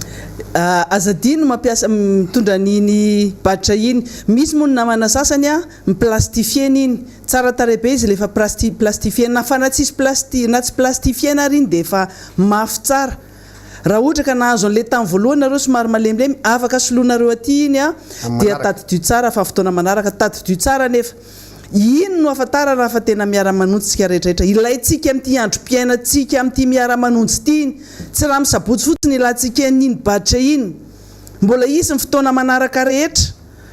fa io sabotsy io a fisatarantsika anazy io ino no fanehoantsika ohatran'iny ny kara-panondrotsika zany e zay tena izy dia tadidio tsara zany ny zavatra ilayntsika dia efa voalaza mazava teo tsara daholo ny fandaminana rehetrarehetra manaraka nyity fandaran'ity fotsintsika aza manontany any amin'ny ivelany antsony